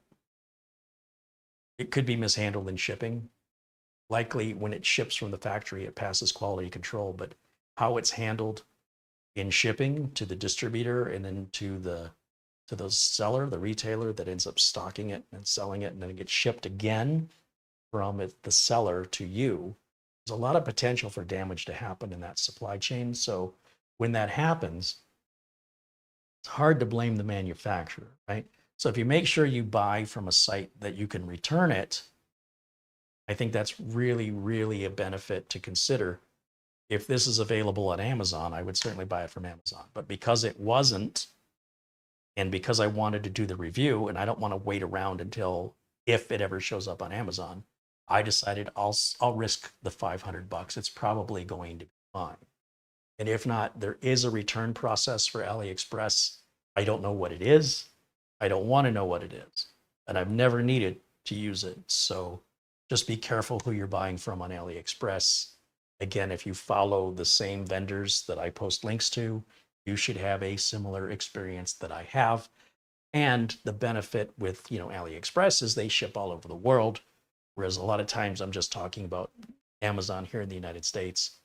And a lot of you watching outside of the US have to source it yourself from, you know, companies I've never heard of because I don't live there, right? So I'm not familiar with who's reputable or not. Anyway, it's a big world. So do keep all that in mind. If you decide to get one, let me know. Let me know what you think of it. You know, end up sending it back. Do you love it? How do you use it? What do you like best about it? What do you not like about it? I suppose this USB 4 up front, you know what we could try? One last thing before we go. I've got that 2000.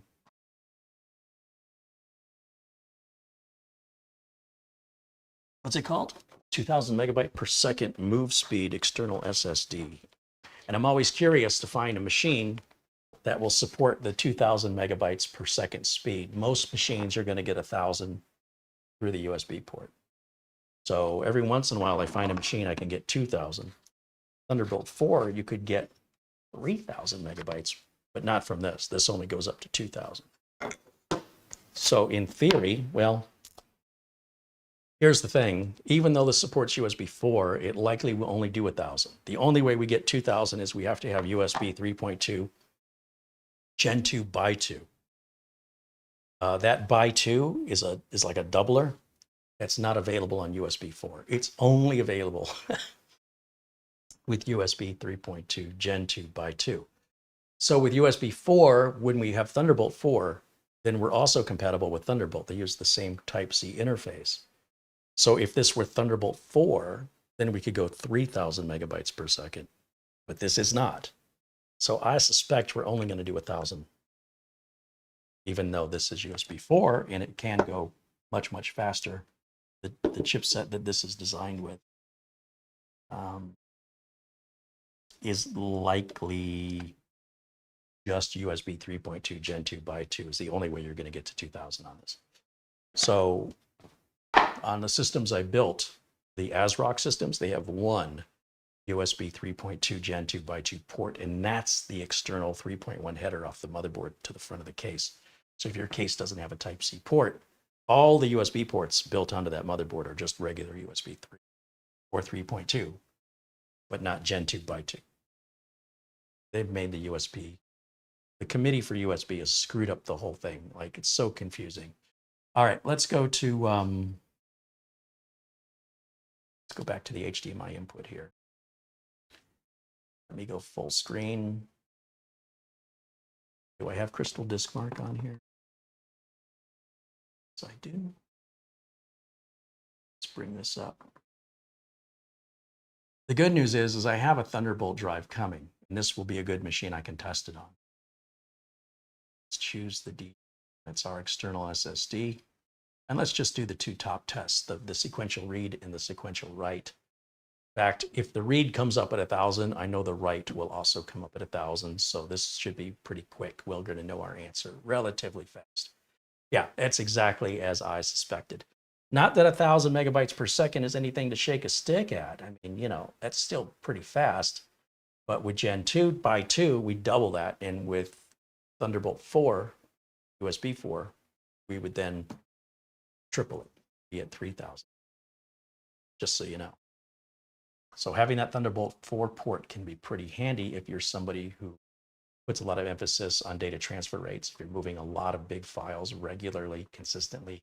I'm moving large video files all the time. The streaming computer behind me is on a different network than everything else in this building.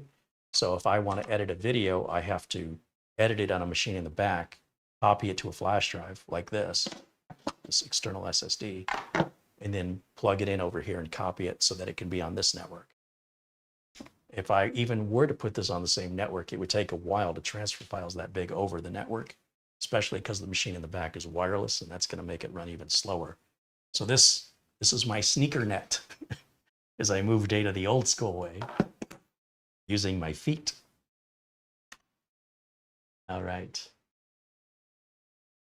All right, I'll look for any final questions. Again, a thank you to everybody who's supported the channel, who continues to support the channel.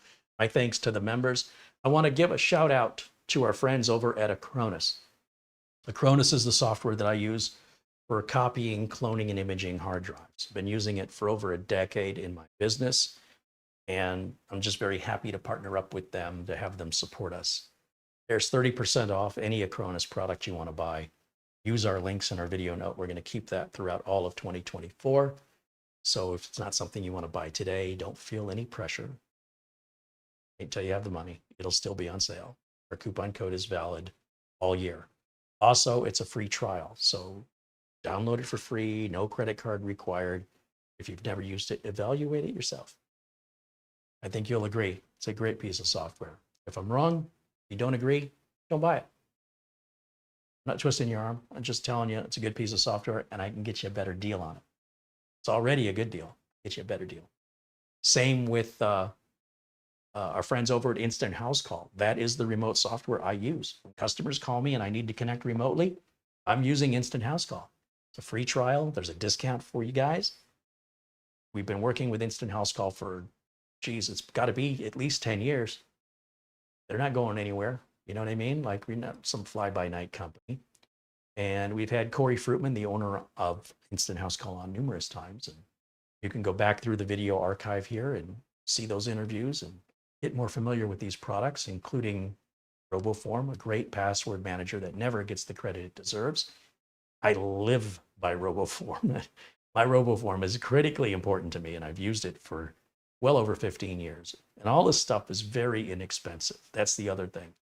The Windows and Microsoft Office keys through VIP CDK deals are 100% legal and legit keys that are guaranteed to work.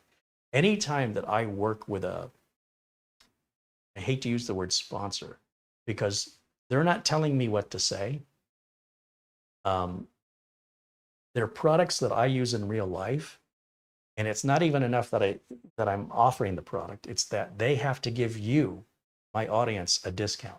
If they won't offer you a discount, even though I think their product is great at regular price, don't get me wrong. But if they want to support the channel, they need to do something for my viewers, for you guys. So that's the rules. I don't care how much they want to pay me. If they're not offering you guys a discount, I'm not doing the deal. So every single thing you see us promoting here has a discount, and every single thing is guaranteed, and every single thing has trials for you to try for free before you make the purchase. So there is no risk if I'm promoting it here on the channel. That includes our own little merch area. We have careyholzman.com, where we have some stickers and coasters and stuff like that that we sell. Mouse pads. My sister creates these mouse pads. And then what she does is she'll design a mouse pad. She'll get so many made, and when they sell out, not right away, but what she'll do is she'll design a different design. Right? And then that way, if you want to buy another one, it won't be the same. Every one will be vastly different. So this is the second design. And then those are in stock. They ship anywhere in the world. Anything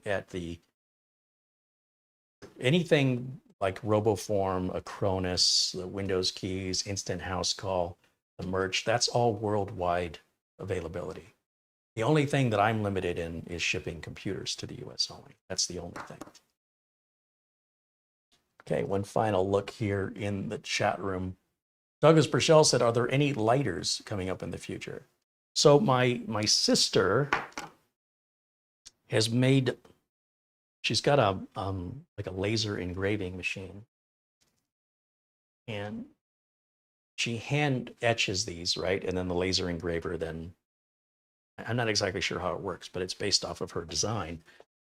So no two of these lighters are the same. These are Zippo lighters, you know, that'll last a lifetime. I was just looking for something different. And so my sister, when she's been building these, you know, she's never done this before. So she screwed up a few of them, and she goes, I don't feel comfortable selling these. They're not right. Do you want them? And I'm like, yeah, I'll take them. But, you know, what the heck am I going to do with them? So Douglas, if you're interested in get one of these from me, if you want an imperfect one, let me bring these up to the camera. I don't think they're that bad, but she's a perfectionist. So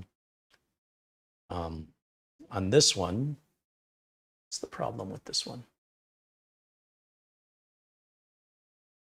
I don't know what the problem with this one is. Maybe she thought the slogan was too far down.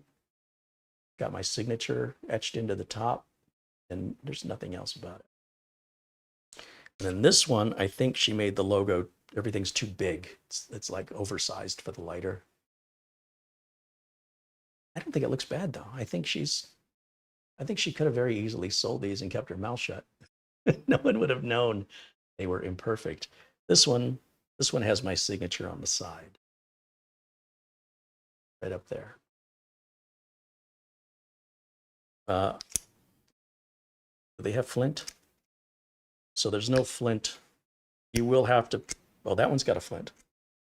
So If you know anything about Zippos, the flints are super inexpensive. You get like 100 of them for $1, some ridiculous cheap price. And then you'll have to, I can't ship it with fuel in it. So, but they already have the cotton in there.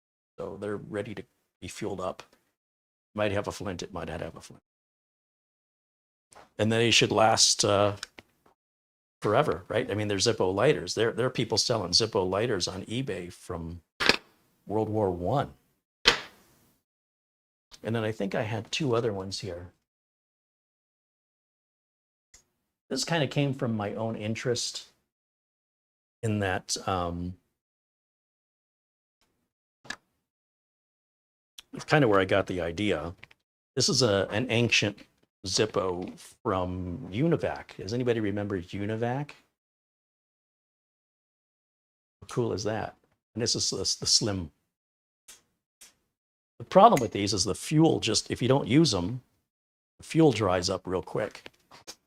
And I'm not a smoker, so I just like these lighters. And then the other one that I found, which I thought was kind of special, that has nothing to do with my sister, is, well, I'll show it to you. It's got my name all over it.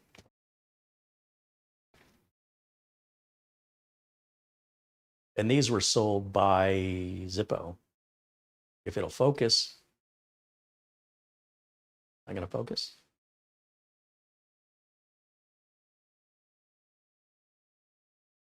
There it is. So it kind of looks like Galaga, sort of a generic. Yeah, I don't think I've ever put fuel in that. That's more like a little collector's item.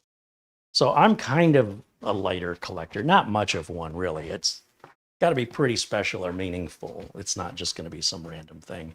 And I wanted to do something on the merch that I don't know anybody else that's doing this. So I wanted to do something different, and I wanted to do something quality that was going to last, right? Be well built. And I think Zippo lighters, if you know anything about them, they're an example of just beautiful engineering. They last forever. Everything's replaceable in them. So you can totally gut them and replace all their guts really easily. There's YouTube videos that walk you through it. If you've never done it before, it's super easy. But in the meantime, I have these 2 imperfect ones. I talked to my sister yesterday if she was going to be making any more. I think she said she was down to 1 left, and she doesn't know when she's going to have time, and that someone else emailed her interested. So with these 2 imperfect ones, if you're interested, drop me an email. We can get you hooked up. Because quite frankly, I've got one more over here that my sister gave me. This was like her first try, and she felt like it wasn't, she felt that it printed too low. But I thought I'll keep this one just for a souvenir for myself of my sister's work here. But that one, see how it printed really, really low? And this side, yeah, that side has the signature. Really hard to get the camera to focus on something this small. There it is. So that one I'll keep for myself. Although, yeah, see, I had fuel in this, but it just dried up. I guess I can always have my sister make me another one. So, I'd sell them. I'll let my sister say, hey, get to work. This one, this looks like a blank. Yeah, it's dry. So this one I can give to my sister and say, hey, here's an extra that's a blank. These things are a pain in the butt to etch. I guess they're bronze, and what she's doing is she's stripping the laser engraver. The laser is stripping the silver off of it, and it's showcasing the bronze that the lighter is made of bronze, apparently. So when you strip off the silver, it's bronze underneath, and that's how she's etching them. Who knew? So anyway, yeah, thank you for asking. Ben Laird said, I stopped smoking 10 years ago. I don't smoke, but I do light candles. I do have an occasion to light the barbecue grill, things of that nature. So Incense. I like incense. So I do use a lighter, not very often. Clearly, as you can see, the fuel is dried up. That's how often I use them. Bull142 says, Carey, you can buy a butane insert for Zippo. It makes it a small torch. Yeah, I've seen that available on eBay. They have different modifications. I'm a classic guy, you know. Give it to me classic. That's how I want it. So Douglas says, I'll email you. Yeah, please do email me.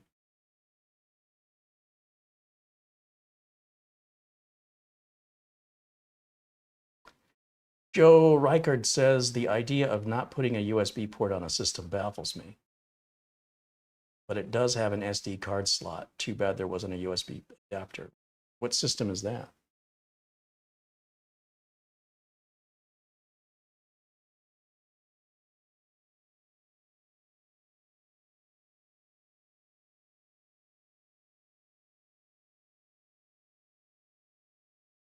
Ron Barnish says, I get 2026 read and 1769 writes on a Z590 motherboard using USB-C on my new build from a year ago on that MoveSpeed drive. Yeah, so apparently that motherboard must have USB 3.2 Gen 2 by 2.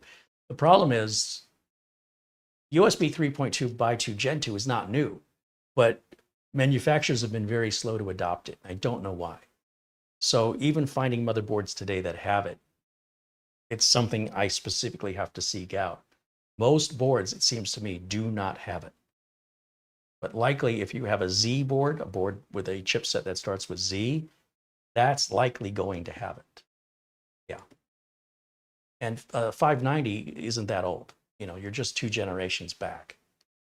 So I am not surprised at that. And good for you that, you know, didn't even know you bought that perhaps, and there it is.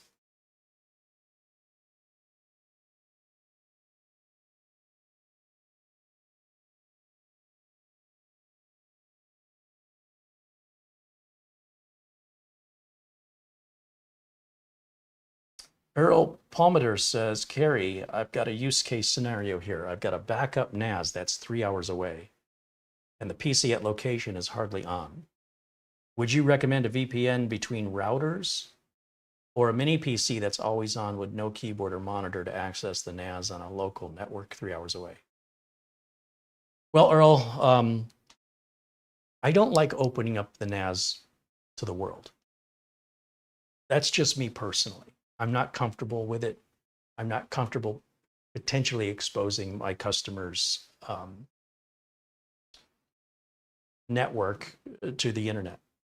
So when you build a door, then potentially that's a door that can be broken down. If you never had the door to begin with, it's much more safe, much more secure. So for me personally,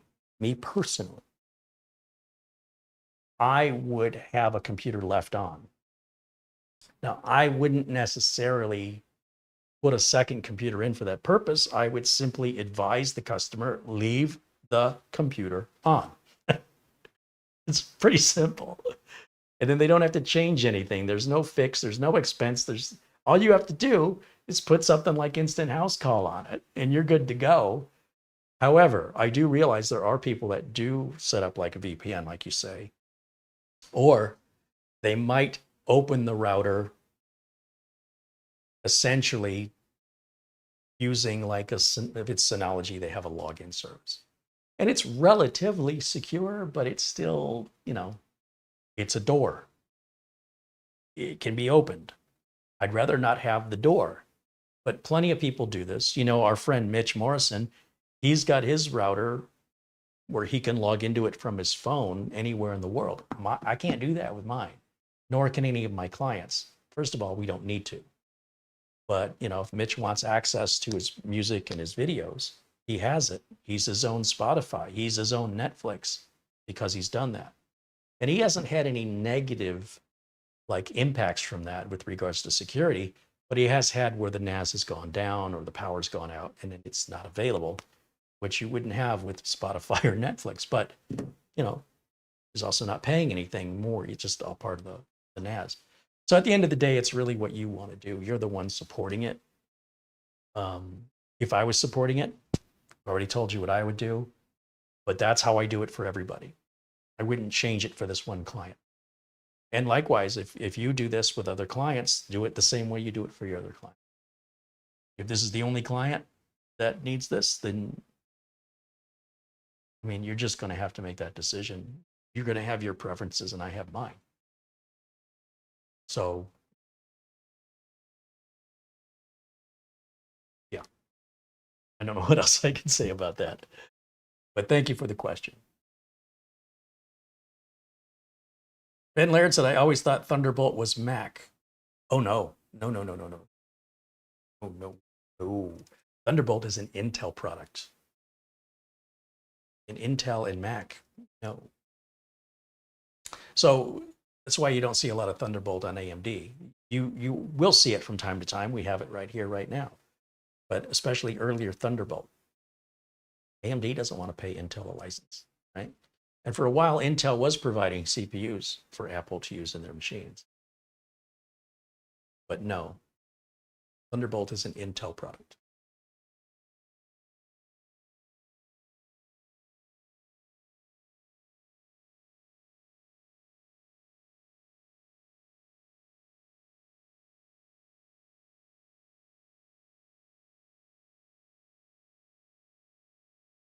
Peter VZ said he has a Z390 MSI motherboard that has USB 3.2 by 2 Gen 2 by 2.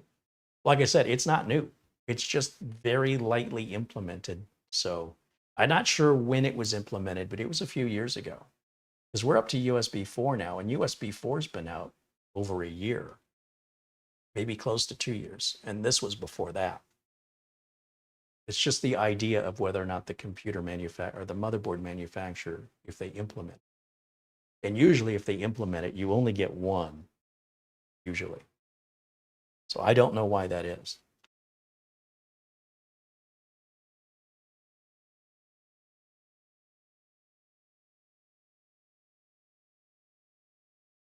Andy Kane says the Lightning connector is Apple. That's correct.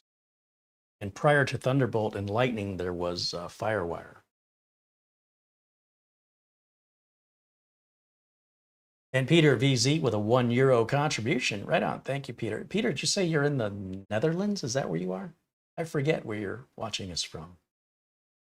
There's Leslie Cavins jumping in and joining us.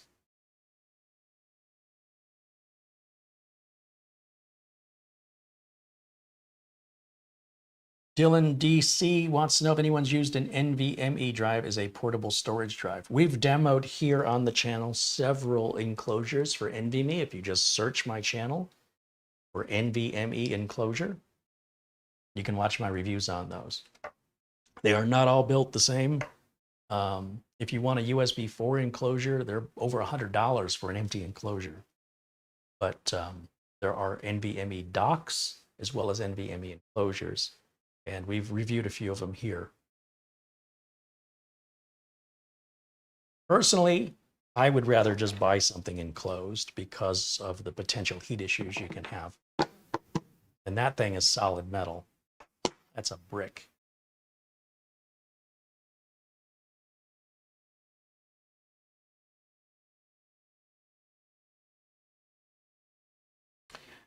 Gel contributes €4 and says, I have been watching since the Cooler Master Cosmos build. Wow, that was 2013? It's 10, 11 years? It's been 11 years since I did the Cosmos. Ooh, I'm getting old. How'd that happen? Mom! Make it stop. Old, stop hitting me.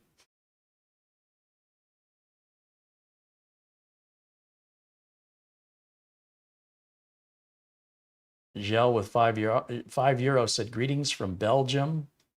Love your chocolate and your French fries. And waffles. Waffles, chocolate, and French fries. Go to Belgium any day.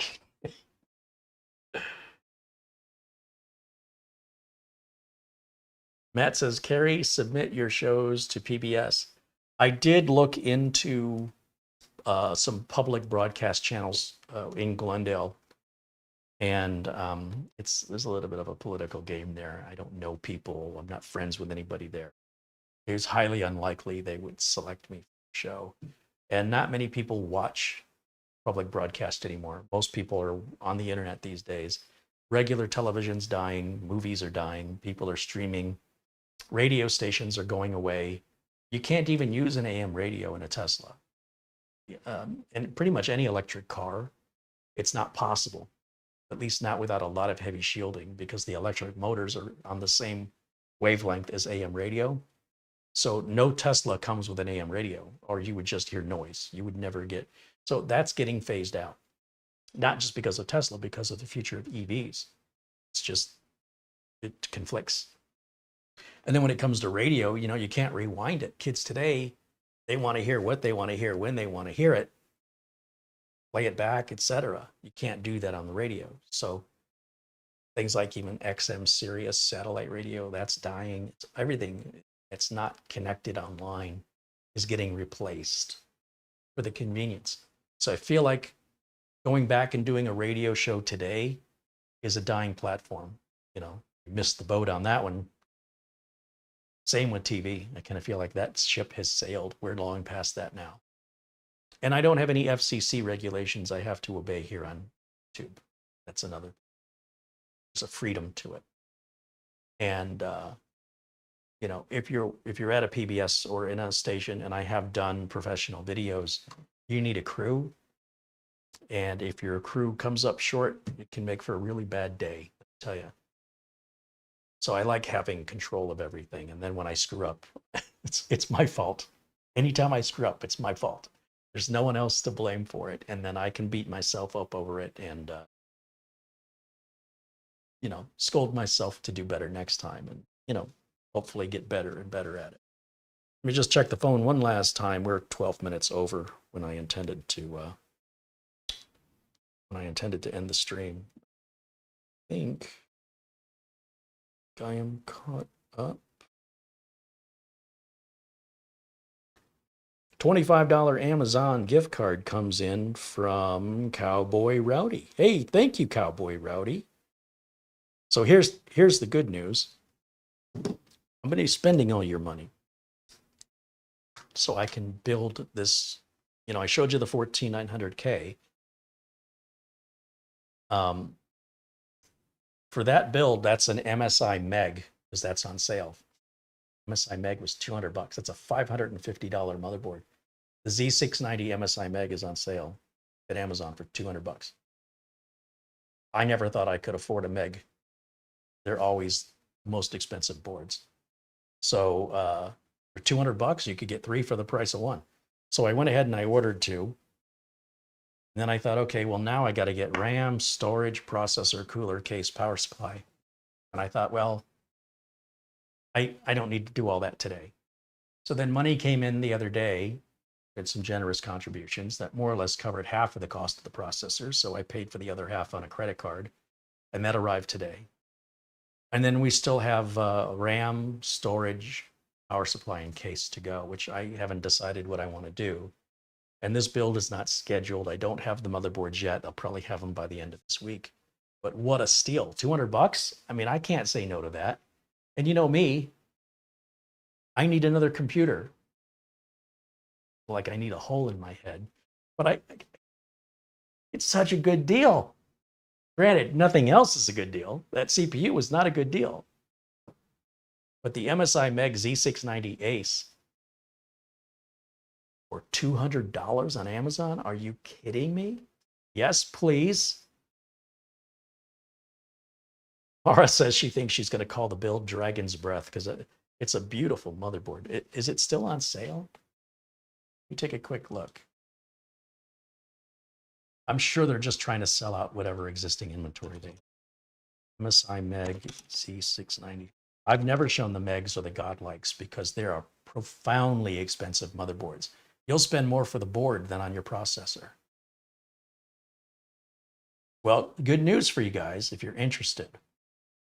This $600 motherboard is still available for $200. Now, this is a Z690. That means it's last year's model.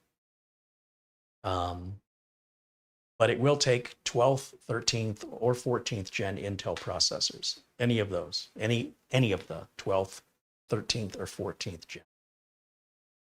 This was designed for 12th gen, but with a BIOS update, which it may already have, look at the specification. This thing has everything. This is an extended ATX or eATX board. So it's a little bigger than your standard ATX motherboard. And the exact opposite of like a mini ITX. But look at the IO on this thing. Holy cow, you've got Thunderbolt 4. You've got a couple mini DisplayPort outs there. You've got, what, about 9 USBs? Plus the 2 Thunderbolts, that's 11 just in the back. Built-in Wi-Fi 6E, a heck of a sound chip in there. And let's cycle through this. This is everything that comes with the motherboard in the box. And these are just a couple different pictures of the board. See, it's got the big dragon. So Mara's like, maybe I'll call it Dragon's Breath. It's beautiful. But I'm not paying $600. But $200 and free shipping, 64% off. It's normally $549.99. But after sales tax, it would cost me $600. So I ordered 2. And of course, they're not shipping overnight. Shipping's about a week and a half out. That's fine. I don't need it tomorrow. And that'll be the first time I have ever reviewed a motherboard at this scale. This is about as high-end. Like I said, they have the Godlike, which is one above this. It's PCIe Gen 5. I believe it's Gen 5. And it takes DDR5 RAM. Although I would probably put a Gen 4 in there. I don't know if it's Gen 5 M.2. I know it's Gen 5 PCIe. Supports 8K display. M.2 connector. Don't require screws. It's Gen 4. I guess Gen 5 wasn't until 13th gen. That's okay. I would probably want to put Gen 4 in it anyway. It's much more affordable, doesn't get as hot. And you're still, rocking out 7,000 plus megabytes per second. That's not too shabby. Not too shabby. All right. Now I think I'm done. Leave you with that little bargain. It's a hell of a deal. That's a hell of a deal.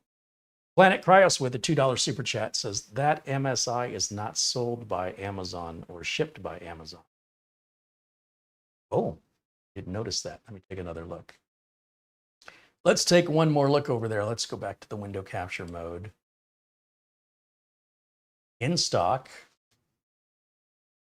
Ships from Beach Audio. Oh, Beach Audio is very popular. They're a big retailer here on Amazon. If we click on them, they probably have good reviews. Oh, they don't. They're only at 81%. What does it say? Beach Audio was founded in 2002. I've ordered stuff from Beach Audio. I've never had a problem. But this explains why it's not arriving just a matter of days, but rather more like 2 weeks. They said they were missing a CPU in a bundle. That's the same complaint twice. Let's go to. Yeah. So here's the thing, and that's the same complaint again. There's 973 total ratings. 971 of those are within the last 12 months. You only have 15% of people that are giving it a 1 star. So your odds are 85% it's going to be fine if you're going to base this on the odds. And you've got Amazon backing it up so that if there's any problems, you're protected by Amazon. So, well, I appreciate that you pointed that out. In this particular instance, I feel perfectly satisfied that everything okay. It's just going to be slower shipping. And, they might have a different return policy. However, if it fails to arrive, if it's a scam, if they send you a box of bricks instead of a motherboard, Amazon's got your back. So you should be fine. If not, wait and see what happens to me. But by then they'll probably be sold out and you'll miss the boat. So, life can be exciting. Willing to put yourself out there a little bit, make reasonable risks, take reasonable risks. Benefits, consequences. At $200, that's just too good of a deal. Sorry, I gotta buy two of them. One's not even enough for that price. Two of them is still cheaper than buying one. And if it's a scam, I have no doubt Amazon will return my money. So my only concern would be if something was wrong with it, but then I should be able to just go to MSI directly and just warranty it if that's the case. Because I wouldn't want my money back. I want a working MSI Meg for $200, even if I have to spend an additional $25 to RMA it, which I don't think any of that's going to happen. I think I'm going to get the board. It's going to be exactly what it is. And, this concern, not that you expressed any concern, you just said, hey, FYI, that's not being sold by Amazon. It is being sold through Amazon with Amazon protections. And Planet Cryos, just to underscore what I said, with a $5 super chat said, it's so funny, I just bought that 2 days ago for that price, though. I think it'll be fine, too. Yeah, I'll be shocked if it's not. Peter says the Z690 with a 12700K is just perfect, I think. Well, here's the problem. This is not any ordinary Z690. This is a top of the line. Like, this has every bell, whistle, and feature you can think of. And the only thing that has every bell, whistle, and feature I can think of on a CPU is a 14900K.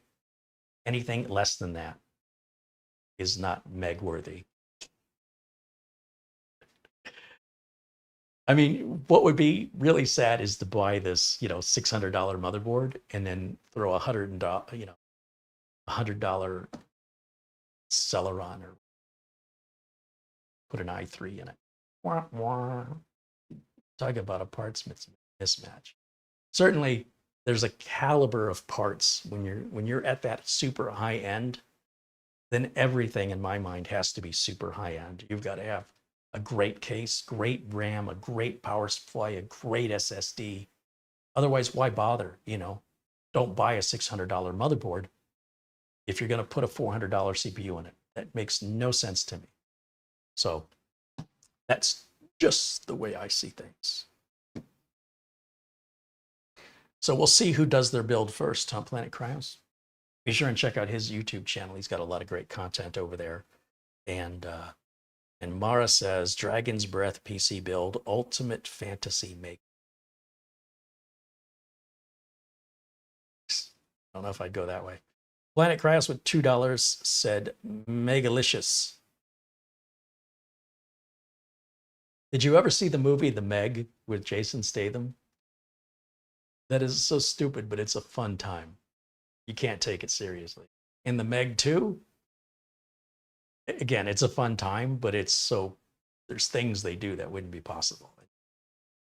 If you're looking for a nice little escape from reality, those are some fun movies to watch. Just don't take them seriously.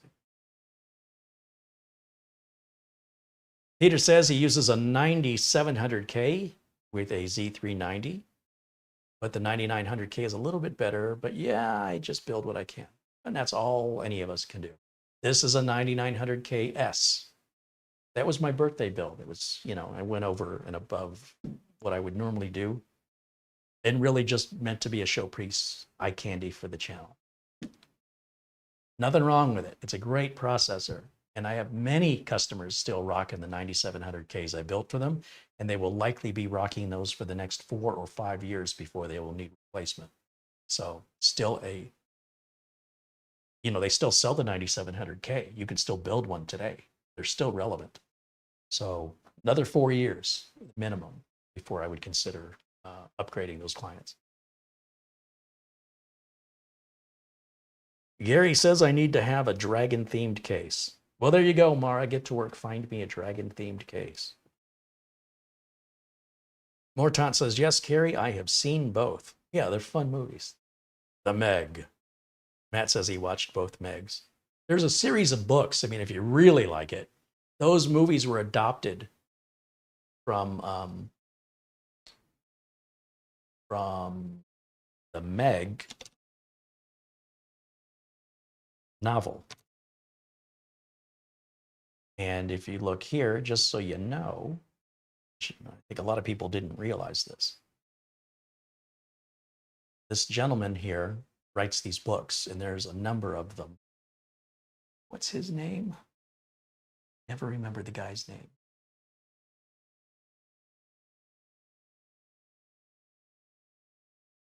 Oh, that's video. I'm looking at the wrong thing. Books. This is all movies. Come on, where's my books? The Meg book. How about that? Steve Alton, that's his name. He's up to what, 8 or 9 books now, I think. And so if the movie was fun, probably the book is even better, right? So they still have a lot more movies they can make if they continue to base the movies off the books. It's like Jurassic Park was based off of Michael Crichton's book. A lot of people don't realize a lot of movies are being novels that are adapted, and that's one right there. So if you like the Meg and you want more, well, there's another 7 or so novels just waiting for you to pick up after the second one. Yeah, I think they're up to 8 or 9 now. Could be more than that. Think about it.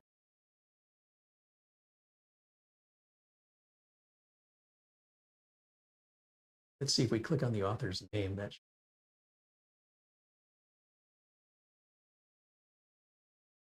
then there's audiobooks that you can listen to. So this says there's 7. 6 of 7. 7. I wouldn't be surprised if he's going to come out with an 8. So we're up to 7. So there's 5 more books out there of untold movies yet to be made. All right. Matt says, I did not know there were books on the Meg. I don't think most people did. I happened to catch the credits where it said based on a novel by Steve Alton. Yeah, pay attention to the credits, because that's where you'll learn that stuff. And it's like, oh, wait a minute. I might want to get those books and read them. On the other hand, why not? Pretty dumb. But it's kind of fun, though. Bull142 said there are 27 Reacher books. Well, yeah, sure. But I think that's pretty well known that that's adapted from a novel. But in case anybody doesn't know,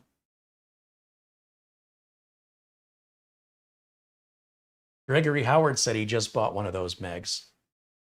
He says, if so, we'll sync together. So Gregory Howard and Planet Kraus and myself have all ordered one.